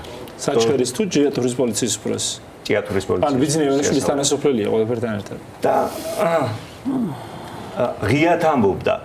და უკვე ხალხს ჯეროდა, უკვე ვემზადებოდით და ზეიმობით რომ აი სასამართლო რო ჩატარდებოდა, ჩვენ ბიჭების სახში მოვყავდა. და ხან უკვე ყველაფერი დაილაგეს, მუშაობა 100%-ით აღადგინეს, შიმშილობაც შეგვაწყვეტინეს და აღარაფერი აღარ იყო თითქოს იმათვის ხელშემშლელი და შემოფერხებელი. ყველანაირად გაანოლეს და ეხლა რო ვეუბნები ესე ხო იყო შენგან დაპირება. რას ამბობ? სამდელოებაც ხომ იყო ჩართული თან ეპისკოპოსის. რამოდენიმეჯერ საპატრიარქოში მოგვიწია ჩამოსვლა თხოვნით. ჩვენი აი ირაკლიმ უფრო კარგად იცის მაგ თემასთან დაკავშირებით. ძალიან წუხარ. აი აუცილებლად უნდა გავიხსენო და საჯაროდ დიახ, მოკლედ ვიტყვი, მე უფრო ბრძანდებოდა, როდის იმ პერიოდში, როდესაც მე ერთ-ერთი მოშიმშილე ვიყავი და მათ შორის მშრალი შიმშილობები ქონდა ამ აქციებს, ზუსტად იმ კარავში იყო მოსული, მაშინ მშობელი მახვდა, ანუ სანახავად იყო მოსული დედა და აი მშობელთან ერთად გვეუბნეო ესეთ რაღაცას მე უფერო, აი აუცილებლად გვიხსნიდა, ანუ რელიგიურად რას ნიშნავდა აი ეს შიმშილობა. ჩვენ არა ვართ ასე რომ ვთქვათ, არავის არ ვაყენებ შეურაცხყოფას, აი სხვა წამსის და ესე რელიგიო მართლმადიდებლები ვართ და ქრისტიანები ვართ, ქართველები ვართ. ეს ჩვენ ვიცოდით ყველაფერი, მაგრამ აი მერაბის მაგალითი მინდა რომ ავიღო. მერაბი იყო ის ადამიანი და ტარიელი ძმა, რომელმაც აი ამ აქციებში პირველი დაიწყეს შიმშილობა. მაშინაც მე უფე მოვიდა მერაბისთან და აი ზუსტად სარალიძეს გუწია. და აი უხსნიდა იმ სიტფოთი და აი როგორც ხდება და რა ცოდვაც არის ზოგადად შიმშილობა, აი აუხსნა და მერაბი ეუბნებოდა მაშინ მე უფეს რომ აი მე უფე მე ყველაფერი ვიცი, მეც ქრისტიანი ვარ, მართლმადიდებელი ვარ, მშობლები დაღუპული მყავს და რაც შემეძლია რელიგიურად და ესე შემდეგ ყოველთვის პატივს ვცევ, მაგრამ მე ამას როცა შიმშილობ ეს ვიცი რომ მე მავნებს მხოლოდ და მე აი იმიტომ შიმშილობ. დაგპირდათ რამე ეს? არა, ჩვენ არ დაუჯერეთ მე, ანუ მერაბიმ დაუჯერა ამ მოთხოვნას ესე რომ ვთქვათ, მაგრამ მერაბის პირდაპირ ღიად ქონდა გაცხადებული რომ მე შიმშილობ იმის გამო რომ ვიცი რომ პროვოკაცია არის მოსალოდნელი და ძალიან უნდა ჩემი დაჭერა. ძალიან დიდი ბოდიში უნდა მოგიხადოთ. შიმშილობ რომ არ დამიჭირონ. სამწუხაროდ ჩვენი პირველი ნაწილის დრო უკვე ამოიწურა, მეორე ნაწილში ძალიან მნიშვნელოვანი ფილმი უნდა შევთავაზოთ საზოგადოებას, ჭიათურას და შუქრუც ეხება ის თავისთავად ცხადია. ჩვენ რამდენიმე წუთში დაგიბრუნდებით, ახლა რეკლამის დროა და ძალიან დიდი მადლობა იმისთვის რომ მობრძანდით და იყავით ჩვენთან ერთად. მადლობა.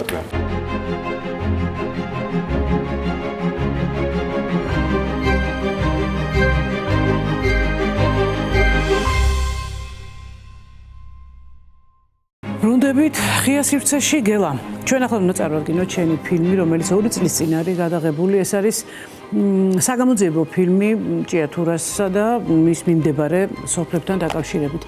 მოდი წარვადგინოთ და უთხრათ რა არის თავარი, რასაც ნახავს ახლა მაყურებელი ამ ფილმიდან, რას გაიგებს. კი, ეს ჟურნალისტური გამოძიება მთისამებმა ჩაატარა 2023 წელს, ბევრი თვის განმავლობაში ვიმუშავეთ ჩვენ ჭიათურაში, როგორც ქალაქში ასევე. თითქმის ყველა იმ სოფელში, სადაც მუშაობს მაღარო და განსაკუთრებით იმ სოფლებში, რომლებშიც ღია კარიერული წესით მიმდინარეობს მანგანოვის მოპოვება, ამ ფილმში ნაჩვენებია როგორ არღვევს ჯორჯიან მანგანუმი, მანგანეზი, როგორც ქვიათ, ადამიანის უფლებებს, როგორ გამოუსწორებელ ზიანს აყენებს ბუნებას და ფაქტობრივად ეკოლოგიური კატასტროფის ტოლფასი სიტუაცია აქვს შექმნილი ჭიათურასა და მის შემოგარენში მთელს მუნიციპალიტეტში, სანაცვლოდ თვითონ რამხელა უზარმაზარ კოლოსალურ ფინანსურ სარგებას ნახულობს, მაგრამ სამაგეროდ ამ თხრილებში, რომლებსაც ის ღიად ტოვებს და არის წყლით და გუბეებით სავსე იღუპებიან ადამიანები, იხოცება საქონელი და ფრინველი, ამავე დროს გარდა იმისა, რომ ბუნებას ის ტყეებს ჩეხავს მანგანუმის მოსაპოვებლად, მანგანუმის გარეცხვით მთლიანად არის ტოქსიკურია მდინარე ყვირილა, რომელიც ჭიათურას ჩამოუდის, შემდგომ უერთდება რიონს და რიონით შემდეგ ჩადის შავ ზღვაში. ხო, მოკლედ უმძიმესი მდგომარეობაა. ფაქტობრივად სახელმწიფო არც ერთი სახელმწიფო ინსტიტუცია ჯორჯიან მანგანეზის საქმიანობას ასეთი კრიტიკული ვითარების მიუხედავად არ აკონტროლებს ეს მაშინ, როცა როგორც ფილმშიც არის ნათქვამი და აღწერილი, თავის დროზე სახელმწიფო მმართველი 2017 წელს სწორედ იმიტომ შეიყვანა ქართული ოცნების მთავრობამ, რომ ეს ვითარება გამოესწორებინა და ეს ვითარება კი არ გამოასწორეს სახელმწიფო მმართველის არ მესამედ გაუგრძელეს უკვე აი ამ პირობებში უკიდურესად დამძიმებულია ვითარება თელს მუნიციპალიტეტში ჭიათურაში და ამას ვნახავთ ყველაფერს ამ ფილმში. ძალიან დიდი მადლობა გელან, მე დარწმუნებული ვარ, რომ მაყურებელი აუცილებლად დიდი ინტერესით ნახავს ამ ფილმს, იმიტომ რომ აქ არის მოყოლილი ძალიან დიდი ისტორია ჩვენი ქვეყნის ერთი ძალიან მნიშვნელოვანი კუთხის, რომელიც ოდესღაც შეიქმნა როგორც ძალიან მნიშვნელოვანი კერა და ძალიან მნიშვნელოვანი ქალაქი, რომელსაც ძალიან ლამაზი და საინტერესო ინფრასტრუქტურა ჰქონდა, გარდა იმისა, რაც ვთქვათ, მისი სამთო-მომპოვებელი ინდუსტრიისთვის იყო მნიშვნელოვანი. ჩვენი მშვიდობებით მომავალ შაბათამდე და გიტოვებთ ფილმს ჭიათურაზე და მის შემოგარენ სოფლებზე.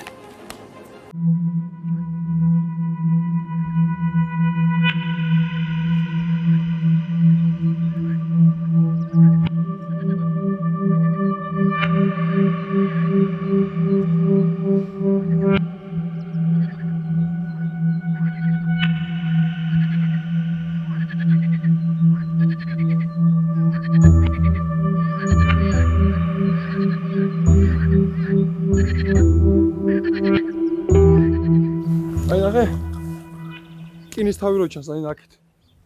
ორი ცალი ანძარო დგას. ხო, აი მან, მაგ ადგილას.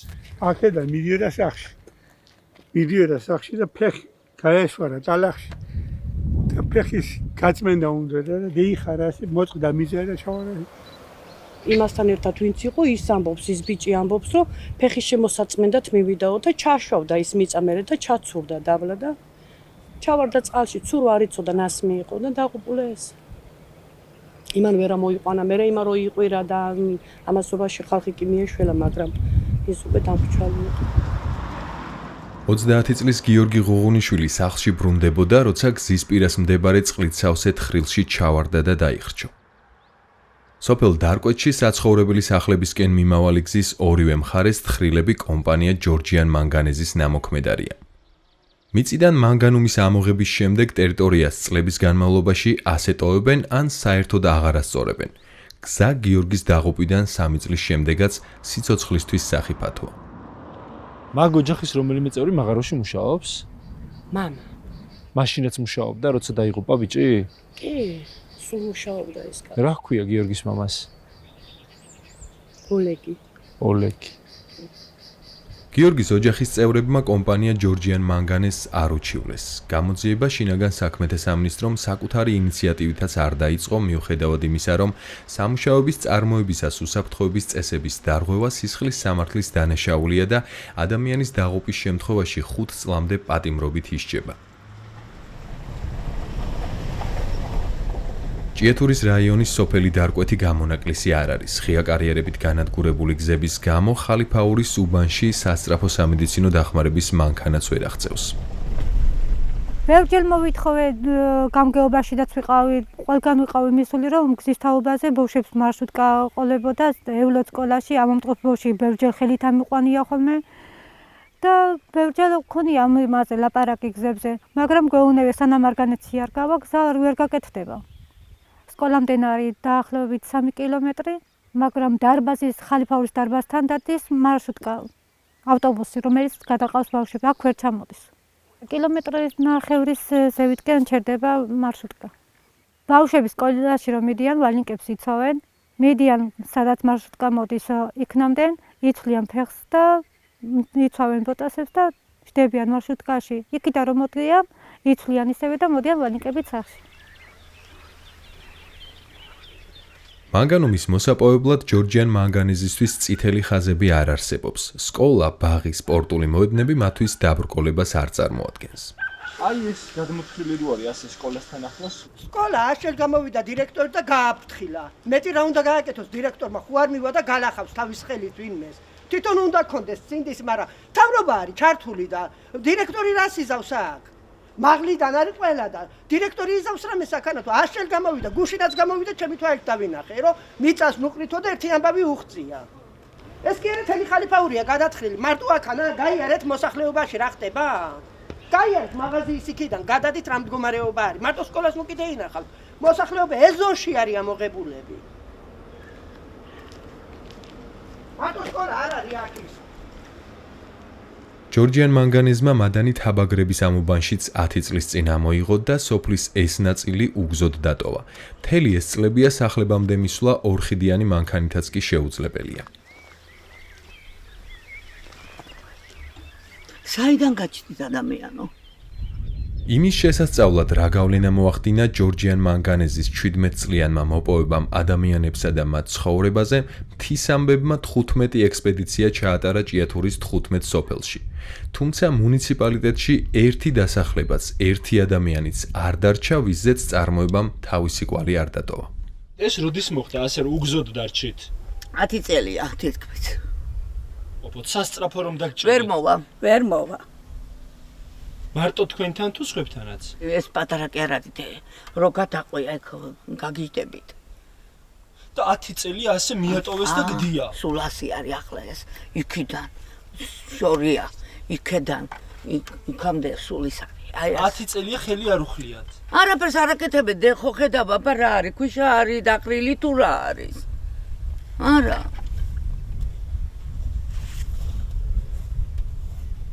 ამას გვირდებიან რამდენი წლებია, სამანქანო გზა იქნება, ჯერ არ არის. არავის არაფერი უთხარით? აი მაინც თავს იკავებთ, ხედავთ? ანუ გადაგთხარეს, უგზოდ დაგტოვეთ და რანაირად ჩემი შვილი მანქანით ვერ შებოდის, აი გტოვებ ზემოთ რო იყავით, იქ ზემოთ, ცენტრ გზაზე. და თავისი ცოლ-შვილით ასე უნდა ჩამომიდეს. ცირა ბიბლიოთეკარად მუშაობს, 270 ლარიანი ხელფასი მისი ერთადერთი შემოსავალია. ის ბოსტანი თქვენი იყო? კი. ეგ თქვენ გაყიდეთ? არ გავყიდეთ, რატო გავყიდეთ? ჩვენ უარზე ვიყავით, მაგრამ მაინც ამოვიღებთ ამასო. იმიტომ რომ ეს სულ იციან, მიწის გულში რა არის. რამდენი გადაიხადეს, გიღირდათ? მანქანა 150 ლარი იყო გონიათ რაღაც. რაც ამოიღეს იმაზე იყო 6000. რატომ ითმენთ? რა გავაკეთოდე? რა გავაკეთო? დაბრიყვებული ვით ვარ დედა. აი, ეს შავი რაღაცეები როყრია. ერთ დიდ კარიერად არის ქცეული სოფელი მღვიმევიც. ლიაჟივიძის სახლიდან 10 ნაბიჯში მანგანუმის ამოღების შედეგად მიტოვებული გორებია. კარიერზე გადის გზა, რომლითაც ლიას საქონელი ყოველდილით საძოვარზე მიხავს, საღამოს კი უკან აბრუნებს. ხშირად კარიერის ტერიტორიაზე განსაკუთრებით მძაფრი სუნი დგას. რა დროს აქვს ამას სუნი? წვიმის დროს, დასხივების დროს. ზერო ანათებს. და ცუდად გავხდარ ხანდახან გზაში რომ მოვიდე. კი, სუნი ახლაც აქვს. ახლაც აქვს. ხო და ამის გამო ხანდახან მე ცუდად გავხდარ, მე თვითონ. აქვე თუ როცა მიდიხართ მაშინ? როცა მოვსულვარ ამ ადგილზე. რამდენად ხშირად ყოფილა ასეთი შემთხვევა, როცა შეუძლოდ გამხდარ ხართ? ერთჯერ ყოფილა. ერთჯერ ყოფილა შემთხვევა.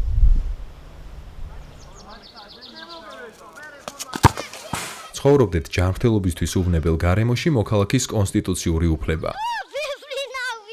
საქართველოს კონსტიტუციის 29 მუხლი ჭიათურის რაიონში არ მოქმედებს.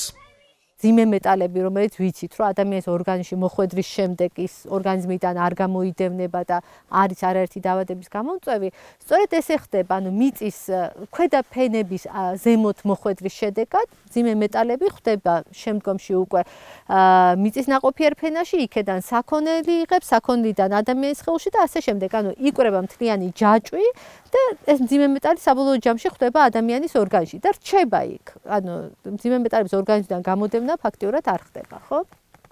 ამიტომ საფრთხე არის ძალიან რეალური, ძალიან მნიშვნელოვანი, ამიტომ არსებობს იგივე წიაღით სარგებლობის წესები, რომელიც გულისხმობს, რომ კარიერთან ესეთი პირდაპირ ხელმისაწვდომობა არ ქონდეს ადამიანს, იქედან ჩამორეცხილი მიწა არ ხდებოდეს ადამიანის ბოსტანში, ქარის შედეგად არ ხდებოდეს ამ ყველაფრის გაბნევა, ხო? ანუ ტერიტორია უნდა იყოს მაქსიმალურად ლოკალიზებული, შემოფარგლული, დაცული ადამიანებისგან.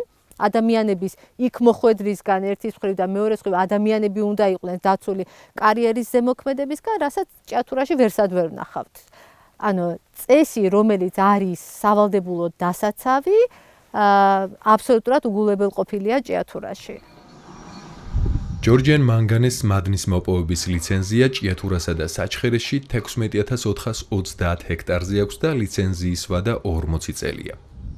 ამ უფლების დარღვევის ძალიან ნათელი მაგალითი არის ის, რასაც აქ ხედავთ ჩვენ, ხო? იმიტომ რომ ეს გარემო ნამდვილად არ შეიძლება ჩაითვალოს ადამიანისათვის უსაფრთხოდ, სულ მცირე ფიზიკური გადაადგილების შესაძლებლობა არ არის, უსაფრთხო გადაადგილების შესაძლებლობა, ხო? რაზე ვსაუბრობთ? კონსტიტუციის 29 მუხლით როგორც მოგეხსენებათ განსაზღვრავს ჯანსაღარემოში ცხოვრების უფლებას და ეს უფლება ასევე მოიცავს როგორც უსაფრთხო გზით სარგებლობის უფლებას, ასევე კერძო საკუთრებით სარგებლობის უფლებას. მოცემულ შემთხვევაში ადგილობრივმა მოსახლემ მიუხედავად იმისა, მიცა კომპანიას უფლება თუ არა მადნის მოპოვებისა თავის კერძო საკუთრებაში, ანიშნულ არავისუფლებს კომპანიას ვალდებულებისაგან, რომ მოპოვების შემდგომ მოსახლეს შეუქმნას სათანადო პირობები, მოახდინოს რეკულტივაცია, კეთილმოწყობა, აღმოფხვრეთი ღონისძიებების გატარება, და მოიყვანოს, ასე რომ ვთქვათ, კარგ და ნორმალურ საცხოვრებელ მდგომარეობაში ეს ნაკვეთი იქნება თუ სხვა ნებისმიერი საკუთრება. ზოგადად სამოქალაქო კოდექსი ხელშეკრულებებს, რომელიც ითვალისწინებს ერთი მხარის კაბალურ პირობებში ჩაყენებას, გარკვეული გარემოებათა გამო, ანუ არათანაბარ მდგომარეობაში ჩაყენებას მეორე მხარესთან მიმართებაში და თუ ასეთი მსგავსი ხელშეკრულება საფრთხეს უქმნის ჯანმრთელობას, სიცოცხლეს, ხო, ასეთი ხელშეკრულებები ხო შეიძლება შეფასდეს როგორც მართლმსაჯულებლად და ამორალურ გარიგებად და შესაბამისად შეიძლება იყოს ბათილად ცნობილი. თუ გავითვალისწინებთ ჭიათურის მდგომარეობას და ჯორჯიან მანგანიძის საქმიანობას და როდესაც მოქალაქეები იძულებულები არიან ხშირ შემთხვევაში რომ დასთანხმდნენ პირობებს სხვადასხვა გარემოებების გამო, ამ შემთხვევაში ერთმნიშვნელოვნად მიმაჩნია რომ მსგავსი ხელშეკრულებები არ გამოხატავენ მოქალაქე ადგილობრივი მოსახლეობის რეალურ ნებას ხშირ შემთხვევაში და დავის შემთხვევაში საკმაოდ დიდი პერსპექტივა აქვს გავუკეთდეს. დამოუკიდებლობის აღდგენის შემდეგ მანგანუმის მოპოვების ექსკლუზიური უფლება სახელმწიფოს ჰქონდა. 2006 წელს კომპანია ჭიათურ მანგანუმი ლიცენზიასთან ერთად აუქციონზე გაიყიდა. საწარმოს კერძო მფლობელი უკრაინული პრივატ ჯგუფი გახდა. ხელისუფლების ცვლილების შემდეგ 2013-2017 წლებში კომპანიას გარემოსთვის მიყენებული ზიანისთვის 416 მილიონი ლარის ჯარიმა დაეკისრა. ამ საბაბით 2017 წელს სახელმწიფომ კომპანიაში 3 წლით სპეციალური მმართველი შეიყვანა, ქართულ ოცნებასთან დაახლოებული ნიკოლოზ ჩიქოვანი, რომელიც წარსულში ფინანსური დანაშაულისთვის იძებნებოდა. ჩიქოვანის დანიშვნის შემდეგ კომპანიას ჯარიმა თითქმის 9 მილიარდი ლარი ჩამოაწერეს. სპეციალურ მმართველს 14 პირობის შესრულება დაევალა, მათ შორის ერთ-ერთი ყველაზე მნიშვნელოვანი ღია კარიერების ტერიტორიის რეკულტივაცია იყო. 3 წლით დანიშნულ მმართველს 2020 წელს ვადა მეორედ გაუგრძელეს, რამდენადაც მან ნაკისრი ვალდებულებები ვერ შეასრულა. ეხლა ვიყოფებით ჭიათურაში, სოფელ ზედარგანში. საწინა წელს შემდგომაზე განხორციელდა ბიოლოგიური რეკულტივაციის სამუშაოები. მხოლოდ 6 წლის თავზე კომპანიამ განაცხადა, რომ გადათხრილი ტერიტორიების ნაწილის ტექნიკური და ბიოლოგიური რეკულტივაცია განხორციელდა. ასევე მინდა მოგახსენოთ, რომ ბიოლოგიური რეკულტივაციის სამუშაოები მიმდინარე წელსაც აქტიურად განხორციელდება. ზოგი ეხლავე გამხმარია აგერე. ეგრეთ წოდებულ რეკულტივირებულ ტერიტორიაზე გარემოს დაცვით ექსპერტთან ნინო გუჯარაიძესთან ერთად ჩავედით. რა არის? რასაც ახლა ხედავთ? პროვოკაცია. რეკულტივაციის პროვოკაცია. არ ვიცი ეს რა არის, ეს არის რაღაცა ვალდებულებების ფორმალურად შესრულება. ჯოხები ჩაარჭვეს ქვებში. ნაკლებად სავარაუდოა, რომ ამ ნერგებიდან რამე გამოვიდეს. კანონმდებლობით სამთო მოპოვებითი სამუშაოების დაწყებამდე კომპანია ვალდებული იყო მიწის ნაყოფიერი ფენა, ანუ ჰუმუსი მოეხსნა და დაესაწყობებინა. სამუშაოების დასრულების შემდეგ მას ჯერ ტექნიკური რეკულტივაცია უნდა ჩაეტარებინა, ანუ თხრილები მოესწორებინა და შენახული ნაყოფიერი ფენა უკან დაებრუნებინა. კომპანია წლების განმავლობაში ამ სავალდებულო წესების დარღვევით მუშაობს და ჰუმუსს ასობით ჰექტარზე ანადგურებს. 1 სანტიმეტრი მიწის ნაყოფიერი ფენა რო შეიქმნას 100 წელი არის საჭირო. 100 წელი უნდა იმუშაოს ბუნება ჩაურევლად. და შენ თუ კიდე აწუხებ ის 100 წელი გახდება 200 წელი, 300 წელი და ასე შემდეგ. მაგრამ დედამიწა რამის თავიდან უნდა დაიწყოს თავის ისტორია, რომ ისეთივე ეკოსისტემა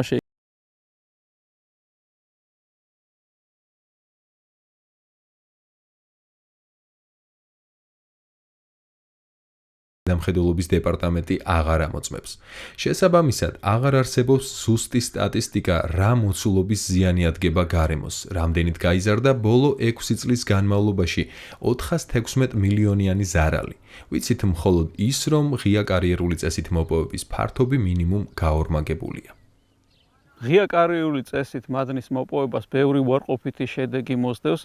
პირველ რიგში ეს მოპოვება იწყება, ასე ვთქვათ, კარიერის გადახსნით, რაც გულისხმობს, რომ მიწის ქვემოთ რაც არსებობს წიაღამდე რომ მიაღწიო, მიწის ზემოთ რაც არის ყველაფერი უნდა მოსპო. ტყე იქნება, სასოფლო სამეურნეო სავარგული, საძოვარი და ასე შემდეგ.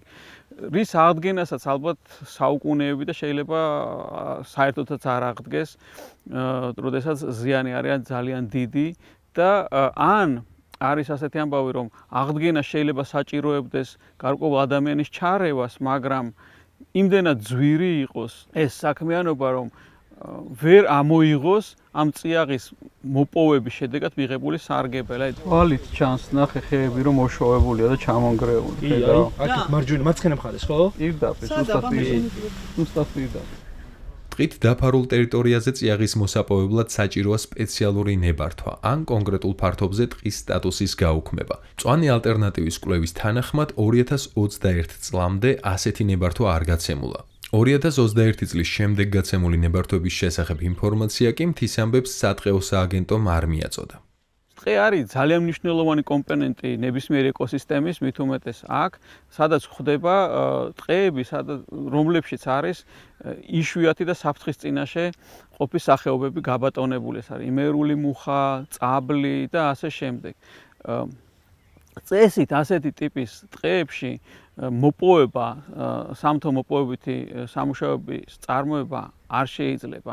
ზოგიერთ ადგილზე ვხედავთ, რომ მოპოვება შეიძლება არ შედის ტყის კონტურში, მაგრამ ისეთ ადგილზე არის მოპოვება დაწყებული, რომ უშუალოდ ესაზღვრება ფლატეებს, რომელიც ტყით არის დაფარული და იწყება ეროზიული პროცესები. და ვხედავთ, რომ ზეზემდგომი ხეები, ზოგ შემთხვევაში არის წაბლები, მუხები და ასე შემდეგ, უბრალოდ ცოცხლად არის ფესვებიან და წყდებიან და ძირს ეცემიან. ანუ ტყე ნადგურდება, ეს კიდევ უფრო სერიოზული განადგურებაა ტყის, ვიდრე სხვაგან პირწმინდად რო გაჩეხონ ტყე, იმიტომ რომ პირწმინდა გაჩეხილ ტყეზე, რა ვიცი, 50-60 წელიწადში რაღაცა ტყე დაიწყებს განახლებას და სულ არაფერი გააკეთო, განახლდება და აქ სანამ დედამიწა იარსებებს, არაფერი არ მოხდება, იქნება ესე გაუბედურებული ადგილი. თეთრი ყვირილა 1 საათითაც არავის უნახია ამ ბოლო წლებში. სპეციალური მმართველისთვის გაწერილი 14 პირობიდან კიდევ ერთი მთავარი ვალდებულება იყო მდინარე ყვირილის დაცვა დაბინძურებისგან. შეუიარაღებელი თვალითაც ჩანს, როგორ შესრულდა ეს პირობა. ლოკო იყო, ქაშახი, ხრამული, ნაფოტა, ღორჯო, ნამდვილი კოლხური წვერა იყო, კიდე რამდენიმე ჯიშის თევზი იყო და დროის უღმართობის გამო და ბრაკონიერების და უბრაგონოდ მარგანეცის რეცხვის შედეგად რამდენიმე ჯიში გაქრა საერთოდ და განადგურება და იმ დანარჩენსაც განადგურება უწერია თუ ასე გაგრძელდა და ეთყობა რომ ესე გაგრძელდება სამწუხაროდ. ჯორჯიან მანგანეზის ჭიათურის სამთო გამამდიდრებელი კომბინატის არც ერთ ფაბრიკას არ გააჩნია მოქმედი გამწმენდი ნაგებობა. ყველა სალექარი მწყობრიდანაა გამოსული. ასე გამოიყურება მდინარე, ვიდრე ის გამწმენდ საწარმოებს მიუახლოვდება. ასე გამოიყურება მას შემდეგ, რაც მას მანგანუმის ნარეცხი ერევა. და მდინარეში უშვებენ შლამს. ულამაზეს ხეობაში ვცხოვრობთ და აი ეს მდინარე ყვირილა ეს ქალაქი დაგვანგრიეს თავზე. ბოლო 10-12 წელიწადია გაუსაძლისი მდგომარეობა არის 7-8 თვის განმავლობაში ცალკე მანქანების ტარეში ნედლი მადნით დატვირთული ცალკე ეს კოოპერატორებია თუ რაღაც არიან რაღაც მცირე მეწარმეები და ყველა ნარეცხს უშვებს შიგნით მდინარეში.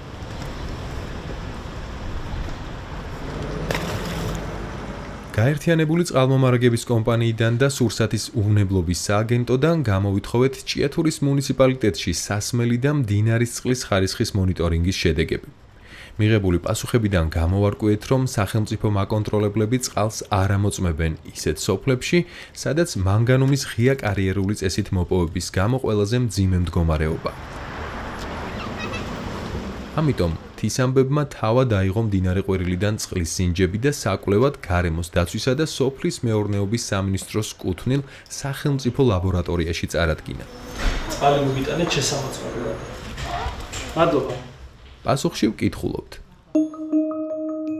ნიმუში აღმოჩნდა ძალიან ბინძური და მისი ანალიზი ლაბორატორიაში არსებული ხელსაწყოებისა და მეთოდების გამოყენებით ვერ მოხერხდა.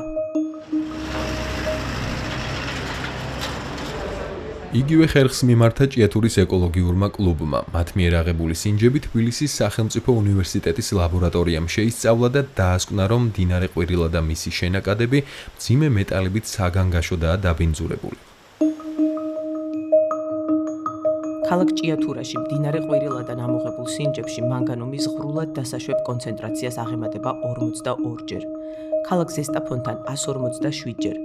ყვირილას მარჯვენა შენაკადიდან მდინარე ბოგირის წყლიდან 3857-ჯერ, ეგრეთ წოდებულ ცოფის მონაკვეთზე 647-ჯერ, ტყვია აღემატება 812-ჯერ, ნიკელი 41-ჯერ, კობალტი 12-ჯერ, თუთია 1361-ჯერ. წამლავთ სოფელს, ქალაქს, რასაც გაივლის ყვირილა ჭიათურის რაიონში, ზესტაფონის რაიონში, ვარციხეში რიონს უერთდება, რიონს ვწამლავთ. რიონის შესაბამისად, რასაც გაივლის, იქ აბსოლუტურად ყველაფერი იწონება, ის ცხოველი დალევს იმას, რა ქვია, მცენარეს მოხმარდება, მოსარწყავად, აი ამით იწამლება, აორთქლება რო ხდება წყლის, იმით იწამლება ჰაერი და ყველა რაც სუნთქავს, ჩემო ბატონო და პლუს შავ ზღვას წამლავთ და ვანადგურებთ და გარემოს ეროვნული სააგენტო საქართველოში ჰაერის ხარისხს 2018 წლიდან აფასებს. სააგენტოს კვლევის შედეგების საჯაროობას საქართველოს კონსტიტუციასთან ერთად ორჰუსის კონვენციაც ავალდებულებს. მიუხედავად ამისა, სახელმწიფო უწყებებმა ჭიათურაში ჰაერის ხარისხის შესახებ ინფორმაცია არ გადმოგვცეს. მიზეზად მიუთითეს, რომ ეს მასალები სისხლის სამართლის საქმის ნაწილია. ჯორჯიან მანგანეზის საქმიანობით ატმოსფერული ჰაერის დაბინძურების ფაქტებზე პროკურატურაში მართლაც აღძრულია რამდენიმე საქმე, მაგრამ ამ დრომდე არც ერთი არ არის გამოძიებული. თისამბებმა ჰაერის ხარისხის მონაცემების მოსაპოვებლად სასამართლოს უკვე მიმართა. გარემოს დაცვის სამინისტროდან ჩვენ მიერ არაოფიციალურად მოპოვებული ერთ-ერთი დოკუმენტი ამხელს, რომ ჭიათურაში ჯორჯიან მანგანეზის საქმიანობით გამოწვეული მტვრის შემცველობა აღემატება ზღრულად დასაშვებ კონცენტრაციას, რაც ატმოსფეროს დაბინძურებას იწვევს. ყოველ დღე სამჯერ ყველა ესოდა. ჩამოვდივარ ნახამ და წავალ.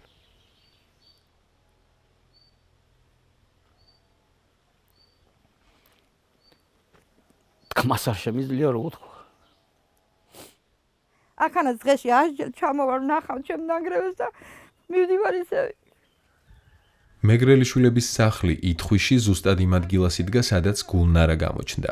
სახლი, ავტოფარეხი, ბეღელი, ჭურისთავები და ყველაფერი რაც ებადათ, ახლა იმ ხრამში მარხია, სადაც გიორგი მიგვითითებს. ეს არის გარაჟი, აქ შემოდიოდი გარაჟში მე.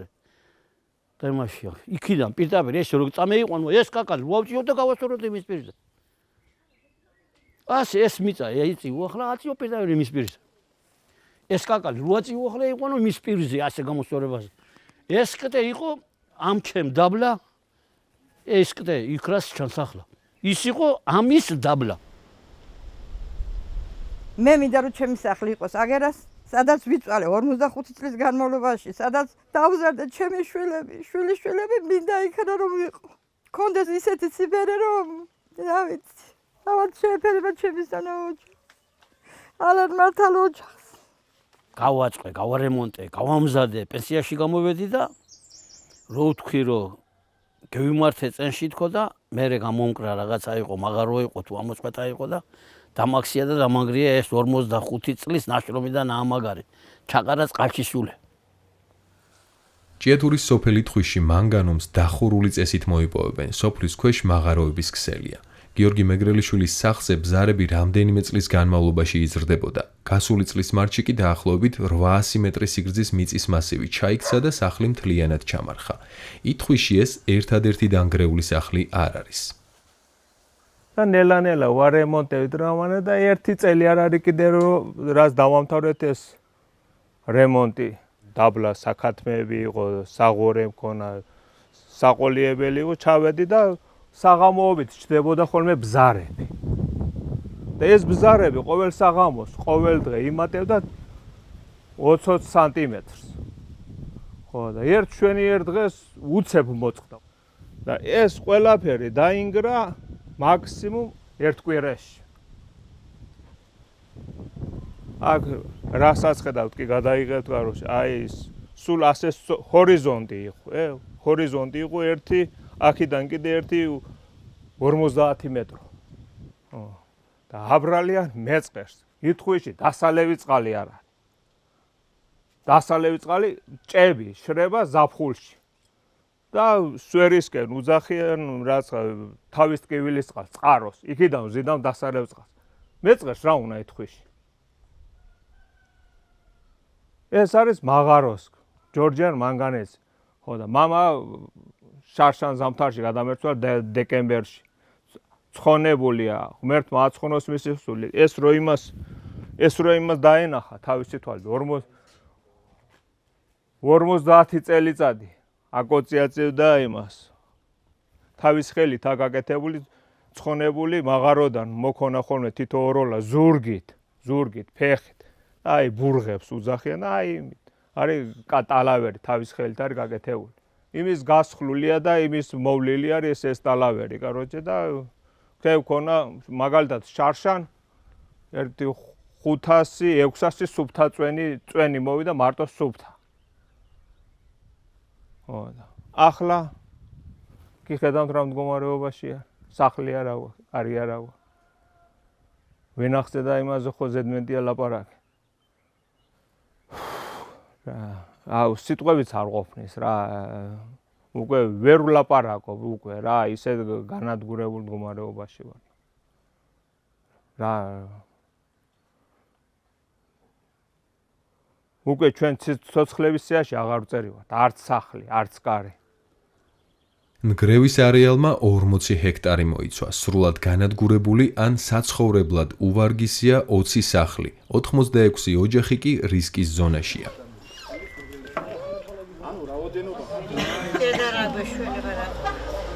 ითხვისის კატასტროფაზე სახელმწიფოს რეაგირება იყო მორიგი კომისიის შექმნა, რომელსაც ნგრევის რეალური მიზეზები უნდა დაედგინა. ზედაუბრიდან პირველი კატეგორია ჩვენ თუ გვაქვს ახლა გადმოდის მეორე მხარეზე ისე იქნებიან ისინიც რა ფერ არ იგრევა ზაირა იგრევა ელგა იგრევა და ნაილი არ იგრევა სახელმწიფო კომისიის დასკვნის მიხედვით პასუხისმგებლობა ჯორჯიან მანგანესს არ დაეკისრა. ნამძღოლად უნდა გაგვიწვას კარგი მთავრობის ადამიანი და ეს საწოდავი გაჭირვებული ხალხი ეს თავის ნაწოლები და ცხოვრება მიწაში რო ჩაუძახა წინ გაუძღვები, კარგი ადამიანი და ხალხო რაც კი გეკუთვნის, რაც ნაწოლები და ყველაფერს მოხედავთ, მაგრამ ამას არ აკეთებთ. საცილად გიგდებენ და საცილად გლებას ნახავენ როგორია. ბოლომდე ვიბრძოლებ ჩემი 4 შვილის გულისთვის. აბა, ვინ იბრძოლებს? ყველა მასე ბრძოლობს. ყოველთვის. ერთი სოციალურით ვიჩენ თავ და იმითაც ვერ შემაშინებს ვერავი. იმიტომ რომ არ გავჩუნდები, მანამ სანამ ჩემ შვილებს თავშესაფარი არ ექნება საბოლოოდ. კონდოთ და მიტო.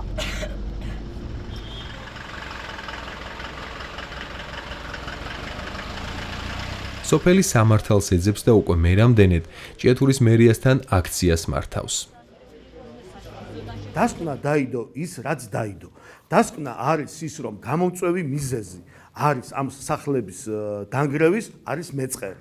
იქ ყველაფერი არის თავიდან ბოლომდე გაშიფრული და თუ მოსახლეობას როგორც თქვენ ამბობთ, მათ აქვთ რაიმე პრეტენზია ამ კუთხით, შეუძლიათ მიმართონ დამოუკიდებელ ექსპერტს, მიმართონ შესაბამისად არსებობს ამის ხელთავიდან გადამოწმება და თუ იქ დაიდება განსხვავებული, ასე ვთქვათ, აზრ და განსხვავებული იქნება, მზად არის ამის ყველაფერსაც ვინ ამბობს იმას, რომ არ ვაღიარებ. ჭიათურის მერი გივი მოდებაძე ითხვისის კატასტროფის შემსწავლელი სახელმწიფო კომისიის წევრია. მეტიც, ამ კომისიის თავმჯდომარის მოადგილეა. სახლების დანგრევის მიზეზად კი ასახელებს მეწყერს, რაც კომისიამ თავის დასკვნაში გამორიცხა. მაღალი ალბათობით ჩაქცევა მიგვანიშნებს სამთო გამონამუშევრების ზემოქმედებაზე, ვიდრე ბუნებრივი ფაქტორებით გააქტიურებულ ტიპიურ მეწყრულ პროცესზე. სახელმწიფო კომისია არ უარყოფს, რომ ითხვისში მიწის ჩაქცევა გამოწვეულია მანგანუმის მოპოვებითი სამუშაოებით, თუმცა მიზეზად 1970-80-იანი წლების წარმოებას ასახელებს და კატეგორიულად გამორიცხავს ჯორჯიან მანგანეზის პასუხისმგებლობას, კომპანიის, რომელიც ჭიათურაში მადანს 2007 წლიდან მოიპოვებს.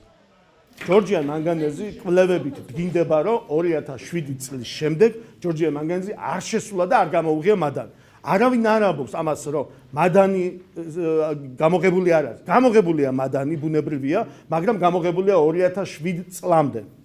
ეხლა ვართ ოჯახში, რომელსაც ითხვისის მაღარომ 2010 წელს უთხრა, რომ მე ვმუშაობ თქვენს ქვეშ, მე გააგრძელეს რა თქმა უნდა მუშაობა, 2013 წელს დაინიშნა ექსპერტიზა, არის შესაბამისი ყველა დოკუმენტაცია აქვს, 2014 წელს შესთავაზე 78500 ლარი.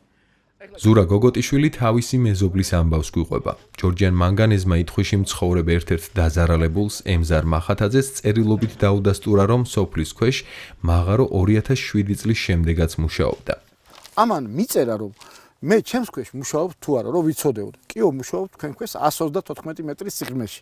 იცით ამ წერილის შესახებ? წარმოადგინო, რომ აი მაგას ვგელა, მომისმინე. ვიცი რასაც დასო. ვიცი უკვე რომ როგორ მარტივად ხვდები. მარტივად ხვდები, რომ იმ წარმოადგენილ დოკუმენტზე რა რეაგირება გექნება. გვექნება.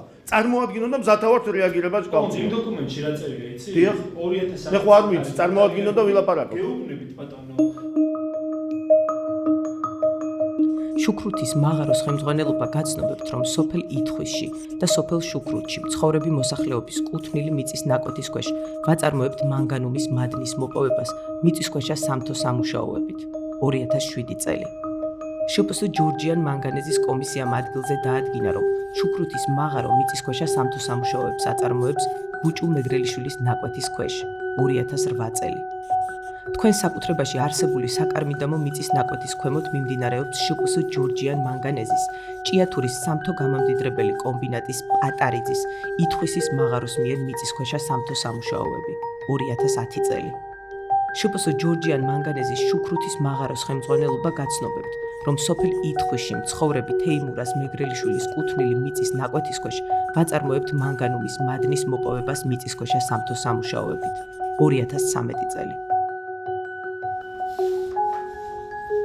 თისამბებმა ერთი კი არა, მტკიცებულებად რამდენიმე დოკუმენტი მოიპოვა.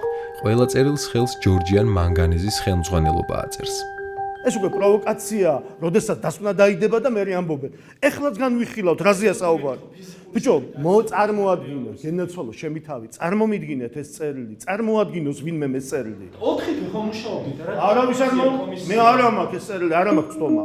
სახელმწიფო კომისია საქმეზე 4 თვის განმავლობაში მუშაობდა და მიუხედავად იმისა, რომ მათ ყველა ამ მტკიცებულებაზე ხელი მიუწვდებოდათ, დასკვნაში დაწერეს. ჩაქცევა გამოწვეული უნდა იყოს რამდენიმე ფაქტორის ერთობლიობით. ესენია: საკვლევ ტერიტორიაზე არსებული გასული საუკუნის სხვადასხვა პერიოდში მიწისქვეშა სამთო გამონამუშევრებით შექმნილი სიცარიელეები, ამგები ქანების არამდგრადი ხასიათი, უხვი ატმოსფერული ნალექი. გინდა აბრალეთ ახლა ეს წვიმას და გინდა თოვს აბრალეთ, ხო? იმხელა ნალექი არ ყოფილა. თეა გოდოლაძე სეისმური მონიტორინგის ეროვნული ცენტრის დირექტორი ნგრევაზე მიწისძვრების გავლენასაც გამორიცხავს, რასაც სრულად არ უარყოფს სახელმწიფო კომისია. ქვეყნის მთავარი სეისმოლოგი ამ რეგიონში მიმდინარე მოვლენებს დიდი ხანია აკვირდება და გაოცებულია სურათით, რამდენად დაჩქარდა ჩაქცევის პროცესი ბოლო 1 წელიწადში. იცი სისწრაფით გამოაცარიელეს მთლიანად და ისე არასწორად ხდებოდა ჭიაღისეულის მოპოვება, რომ ფაქტობრივად დატოვეს ცარიელი გვირაბი, ანუ ბურჯის გარეშე, ბურჯების გარეშე და შესაბამისად მოხდა ყისიერი ჩაქცევა. ამიტომ რომ ახლა გეოლოგიურად დღეს ვლაპარაკობთ, ქანები ერთ და იგივე სტრუქტურებია აქ და ახლა აქ უცებ ხდება, იქ უცებ იქ ნელა ხდება პროცესები. არა. აქ ეტყობა ინტენსიურად მიდიოდა გამომშალება. არა 70-იან და 80-იან. არა, რა თქმა უნდა, არა, კიდევ ამბობ ლოგიკას ხომ უნდა განავითაროთ, არა? ანუ 2 წელიწადში ჩავარდა და 50 წელი თუ გამომშავება მიდიოდა 70-იანებში, მაშინ ჩავარდებოდა 80 წელში. 80-იან წლებში, ხო ესეა? ახალია. ახალი. დღეს იტყვიან, რომ ეს არ გვიტყვია, მერე იმას გეტყვიან, ეს არ გვიტყვია და ჩვენ ვიდი დავამტკიცებთ მაგას. ვიდა უნდა ჟურნალისტები, თავისთვის რასაც უნდა დგას ლაპარაკობთ. სახელმწიფო კომისიის მიერ ჯორჯიან მანგანეზისთვის პასუხისმგებლობის არიდება და ჩაქცევის მიზეზად სტიქიის დასახელება ტვირთა დაწვებად გადამხდელებს. დაზარალებულ ოჯახებს ეკომიგრანტის 30,000 ლარიან კომპენსაციას ბიუჯეტიდან უხდიან. ჭიათურის მერია გასცემს კომპენსაციის მეორე ნაწილსაც, რაც ზიანის ოდენობაზეა დამოკიდებული და სამხარაულის ექსპერტიზა განსაზღვრავს. ეს უბრალოდ რაფერხის 80,000 ლარი აგათ ენაზე. აგერ ვენახი მაგ, ეგერ ნაკვეთი მქონა, თავს რითითაც ვირჩენდი და საზრდოობდი ჩვენ და მქონდა ბოსტანი ეგერა. შემოდი აქ და აი ნახავ. ის რაღაცა ქვია. ბოჯინჯგილები მივეცი მერე სახსა უკნიდან ეს კედელი რო დევიცვა რაღაცნაირად არ გადავარდეს. ვარდენიქს. ხეები მაქვს მოყუდებული იქიდან. დაზარალებულების განმარტებით კომპენსაცია განადგურებული ქონების საბაზრო ღირებულებას ბევრად ჩამოუვარდება. გინ მქონია მაგთან ხატა გინ არ მქონია. ქალაქში რო ჩავიდე 80,000 ლარით მე ქალაქში ვიყიდი ძველ გარემონტებულ ბინას, შეიძლება მარტო ბინავი. გასარემონტებელი ბინა შეიძლება ვიყიდო. შეიძლება. და რა თქმა მე ეს ჩემი მამული დავტოვო 8000 მეტროზე მეტი მიწა მაქვს აქ თავის სახლიან ყველაფრიან ადგილიან და 60 ოთახიან ბინაში რაფერ დავტოვო ეს.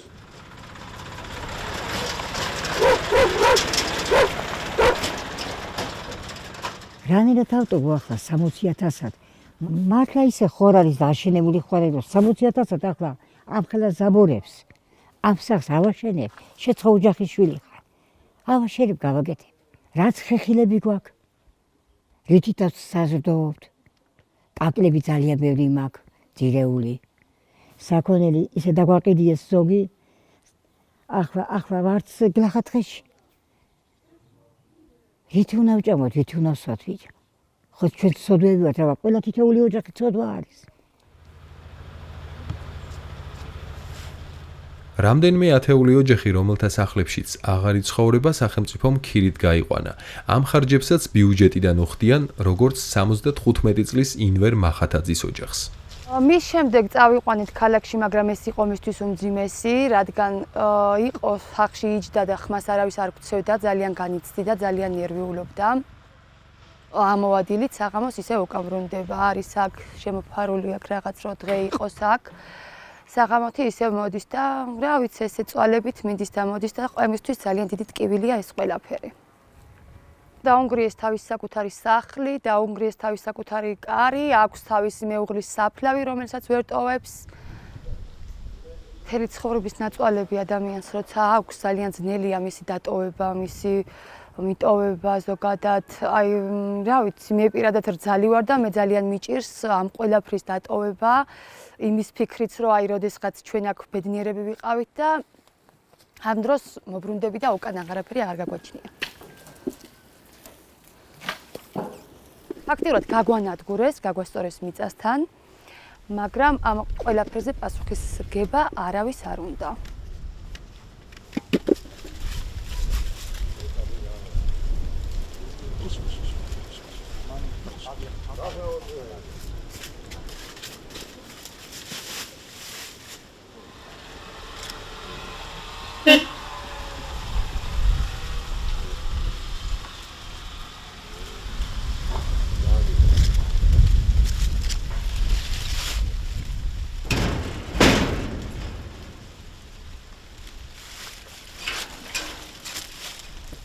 ამ საგამოძიებო ფილმზე მუშაობისას მთის ამბებს არაერთი მცდელობა ჰქონდა ჯორჯიან მანგანეზის სახელმწიფო მმართველს შეხვედრო და ყველა მცდელობა უშედეგო იყო. რაც გავს ყოველივე, რაც აქ ამ ბოლო 10-12 წლის მანძილზე ჭიათურაში ხდება. ვერავინ ვერაფერს ვერ ხედავს, ყნოსვა დაკარგული აქვს სამწუხაროდ და ყვირილა ეს აღარ არის უკვე, ეს არის შრამგავტარი არხი, ჯრუჭულა და ყვირილა და მესამე საქართველოს წამლავთ. ნიკოლას ჩიქოვანი არც ჭიათურის საკრებულოს სხდომაზე მივიდა, სადაც მას საკრებულოს წევრები, მოქალაქეები და არასამთავრობო ორგანიზაციის წარმომადგენლები ელოდებოდნენ. ჩიქოვანმა მათ წერილობით შეუთვალა, რომ თვითმმართველობის ორგანოს წინაშე ანგარიშვალდებული არ არის. რატო ვერავინ უწევს წინააღმდეგობას? თქვენ საკრებულო და გამგებელი, თქვენ ქალაქში ბანდა მუშაობს. ბანდა როცა უნდა გაგვაჩერებს ხელფასიო, არ არის ხელფასი, სოციალურ დახმარებას გვაძლევდნენ, როცა მუშაობდით და ახლა ამას საერთოდ სახელი აღარ ქვია რა არის ეს. მიტომ მინდოდა ჩიქოვანი, მიტომ მინდოდა დეპუტატი.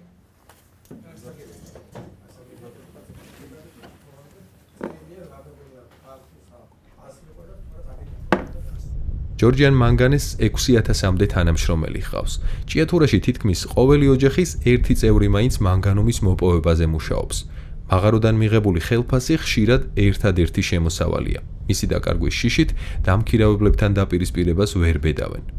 მიუხედავად ამისა, ჯორჯიან მანგანეზის უკონტროლო საქმიანობით დამდგარ ზიანს, დანგრეულ სახლებს, დაბზარულ ეკლესიას, ჩავარდნილ საფლავებს და ადამიანების ქონების განადგურებას შუქრუთის მოსახლეობამ რამდენჯერმე საპროტესტო აქციით უპასუხა. პირველივე დაუმორჩილებლობას სახელმწიფოს მხრიდან რეპრესიები მოჰყვა.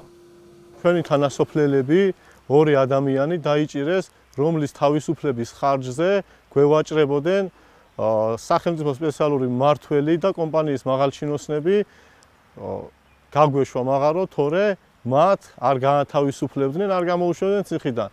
ამ პროცესში გამოიყენეს დაკავებული ჩვენი თანასოფლელების ოჯახის წევრები, მცირეწლოვანი შვილები, მეუღლეები, რის შემდეგაც ისევ და ისევ ჩვენ სოფლის მოსახლეობამ გადავდგით უკან ერთი ნაბიჯი, წავედით მაგ შეთანხმებაზე და გამოუშვეს ჩვენი თანასოფლელები მუშა პროცესის აღდგენის შედეგად. სოფელმა დათმო. მაღაროს პიკეტი მოიხსნა, მაგრამ ამ კომპრომისს შემხოდრი ნაბიჯები არ მოჰყოლია. მოსახლეობამ ახალი პროტესტი დაგეგმა. აქციამდე რამდენიმე საათით ადრე პოლიციამ შუქროთში რეიდი მოაწყო. ამის 3 საათზე დაშინების მიზნით სოფელ შუქრუთში 30-მდე პოლიციელი რამოდენიმე ოჯახში შევიდა იმის მოტივით, რომ რეალური მიზანი მათი, როგორც ჩვენ მივხვდით და დავინახეთ, იყო, რომ მეორე დღეს დილით არავითარი საპროტესტო აქცია არ ყოფილიყო და კომპანია ჯორჯიან მანგანეცის მადნის მოპოვებისათვის ხელი არ შეგვეშალა. ჩვენ არც ამისთვის არ მიგვიქცევია ყურადღება, ჩამოვედით დილით, ჩემი აქ გამოჩენიდან ზუსტად 10 წუთში მოხდა ჩემი დაკავება, დამადეს ხელბორკილები და გადამიყვანეს ჭიათურის რაიონულ განყოფილებაში. 3 საათის მანძილზე ჩვეულებრივად შემოდიოდნენ კომპანიის მაღალჩინოსნები, პოლიციის უფროსი, მერიის წარმომადგენლები და ჩემთან მიდიოდა ჩვეულებრივად ვაჭრობა, რომ მე შემეთვალა აქ სოფელ შუქრუთში მცხოვრები ადამიანებისათვის მიეცათ მადნის მოპოვების საშუალება კომპანია ჯორჯიან მანგანეცისათვის, თორე მე ახალგაზრდა ბიჭს ციხეს დამაშენებდნენ თავზე, გვერდზე დამრჩებოდა ყველანაირი მომავალი, მაგ რაც უნდათ ესენი მაინც გააკეთებდნენ ამას, მეხმარა ჭკუა და შემეთვალა ჩემი აქ შეკრებილი პროტესტის გამოხატველი მოსახლეობისათვის გაიხსნათ მაღაროები. გიორგი ნეფარიძეს ჯერ უთხრეს, რომ მოწმის სტატუსით ჰკითხავდნენ, შემდეგ კი აბსურდული ბრალი წარუდგინეს. ბრალი წარმოიდგინეს ჟურნალისტის უკანონოდ საქმიანობის ხელშეშლისათვის. ჩატარდა 25 თუ 26 სასამართლო პროცესი და საბოლოოდ ეს პროცესი დასრულდა ჩვენი გამომართლებელი განაჩენით. ყველაზე ხმაურიანი და ხანგრძლივი პროტესტი შუქრუთის რამდენიმე მცხოვრების 150 დღიანი უწყვეტი აქცია იყო. გიორგი ნეფარიძის მაგალითი ცხადად აჩვენებს, როგორ ჭის სისტემა ადამიანებს, რომლებიც საკუთარი უფლებების დასაცავად ბრძოლას ღიად ბედავენ და რამდენად შეთანხმებულად მოქმედებენ სახელმწიფო უწყებები ფორმალურად კერძო კომპანიის ინტერესების დასაცავად. ჭიათურის რაიონში არის 10-ობით სოფელი და 1000-ობით ადამიანი დაზარალებული, რომელი 10-ობით სოფელის სრულად მიწასთან გაასწორეს და მოსახლეობას შეუქმნეს პირობები, რომ აქედან იძულებული გახადეს, რომ გაქცეულიყვნენ საპოლიციო ძალებით, ადგილობრივი ხელისუფლების გვერდში დგომით დახმარებით. ეს ყველაფერი არის კარგად აწყობილი სქემა, კომპანიას და სულს აქვს კარგად აწყობილი სქემა და ერთ სქემაში მოქმედებენ აქ. მაჟორიტარი დეპუტატიც, ქალაქის მერის, პოლიციის უფროსის და სუსის წარმომადგენლებიც. და ყველა ადამიანი ვერ უძლებს ამხელა ზეწოლას, ამხელა მუქარას, შანტაჟს, რომელი მუქარა და რომელი შანტაჟიც ჩვენი პროცესების პერიოდში არაერთი იყო და დღესაც მიმდინარეობს ჩვენი სამი თანასოფლელის სასამართლო პროცესი არ დასრულებულა, რომლებსაც ბრალი აქვს წარდგენილი კომპანიის საქმიანობის უკანონო ხელშეშლისათვის. სწორედ მაგ პრეცედენტის დაშვება არ უნდოდა კომპანიას, რომ უნდოდა ხალხისთვის ეჩვენებინა ჩვენი ამ ბრალდების სტატუსით, რომ არანაირ ბრძოლას აზრი არ აქვს ამ ქალაქში, ჭიათურაში, მიუხედავად 2 წლიანი თუ 5 წლიანი ბრძოლისა, კომპანია იმას გააკეთებს მაინც, რაც რეალურად უნდა. მე ვფიქრობ, რომ ჩვენი პროტესტი უნდათ მაგალითად გამოეყენებინათ მთელი ქალაქის საჩვენებლად, რომ სხვა ადამიანებს პროტესტის სურვილიც კი არ გაჩენოდა ამ ქალაქში და პირდაპირ წასულიყვნენ კომპანიასთან კორუფციულ გარიგებაში. ჯორჯიან მანგანეზი საქართველოს უმსხვილესი მადან მომპოვებელია. უმდიდრესი კომპანია ასობით მილიონიანი ბრუნვით და წლიურად 96 მილიონიანი მოგებით. რეგიონი კი სადაც ის ოპერირებს, ქვეყნის ერთ-ერთი ყველაზე ღარიბი მხარეა. ჭიათურის მუნიციპალიტეტში ყოველი მესამე ადამიანი სოციალურად დაუცველია და საარსებო შემწეობას იღებს. იწვევს სოფლად ცხოვრები ადამიანის გაღარიბებას, განამარტო იმიტომ, რომ სახკარი ექცევათ და ის თანხები, რა თანხებიც მათ სხვა რაღაცისთვის, სწავლისთვის, განათლებისთვის და ჯანმრთელობის უნდა მოეხმარათ, ახმარენ სახლების გამაგრებას. არამედ შემოსავლის წყარო უმცირდება. საცხოვრები სულ მცირე და მცირე ხდება. თუ სიტყვაზე თუ ოჯახს ყავდა 4 ძროხა და ეს საძოვრები ინახავდა ამ 4 ძროხას, ახლა შეიძლება ერთი ყავდეს. 25% დარჩა შემოსავლის რაც ჰქონდა, ხო? ეს ნელ-ნელა იწვევს ადამიანების გაღარიბებას და ეს არ არის ეკონომიკური წინსვლა, ხო? ეკონომიკური წინსვლა არის, როდესაც ხალხი ცხოვრობს უკეთესად. და არა ეს 12 კაცი რო ცხოვრობს უკეთესად და 12 სოფელი ამის ხარჯზე ღარიბდება. მთის ამბების გამოძიებამ გვაჩვენა, რომ ჯორჯიან მანგანეზი კოლოსალურ ფინანსურ სარგებელს ნახულობს და ამ გზაზე ტოტალურად უგულებელყოფს კანონებს. გამოუსწორებელ ზიანს აყენებს ბუნებას, საფრთხეს უქმნის ადამიანების ჯანმრთელობას, პირდაპირ მიწაში მარხავს მათ ქონებას და მომავლის პერსპექტივას. ამ დანაშაულებრივ საქმეში ჯორჯიან მანგანეზის მოკავშირე და მფარველი სახელმწიფოა. მე მაგალითად ტერორისტს შევადარებდი, იმიტომ რომ ადამიანები ცხოვრობენ, შენ მოდიხარ შენი საქმიანობით და სახლის გარშემო უქმნის სასიკვდილო საფრთხეს. შემზარავია გაუდაბნოებული მინდვრების, დაჭაობებული და დამარხული ნასახლარების ხილვა, მაგრამ უფრო შემზარავია იმის გააზრება, რომ ეს კიდევ მრავალი წელი არ გაჩერდება. ჯორჯიან მანგანეზი ლიცენზიის პირობების თანახმად მადნის მოპოვებას 2057 წლამდე გააგრძელებს. აქ შეიძლება ჩერნობილს შევადაროთ ჭიათურის დღევანდელი მდგომარეობა და ბოლო 10-12 წელი რა უბედურებაც ხდება. ყოველდღიურად იძაბება, რთულდება ეკოლოგიური მდგომარეობა. კაცის შვილი არც გარემოს დაცვის სამინისტრო, არც მთავრობა, არც ძალოვანი სტრუქტურები. ამიტომ პირიქით დაშინება, დატერორება მიდი. სახის რომ აქ ჟურნალისტი არ შემოვიდეს, ლაბორატორია არავინ შეამოწმოს და ჭიათურიდან გავიდეს რაიმე მართალი სიტყვა. რეალურად რაც ხდება ამ რაიონში და დაშინებული, დატერორებული მოსახლეობა. გაუმაძღარი ერთი მუჭა ბანდის გულისთვის.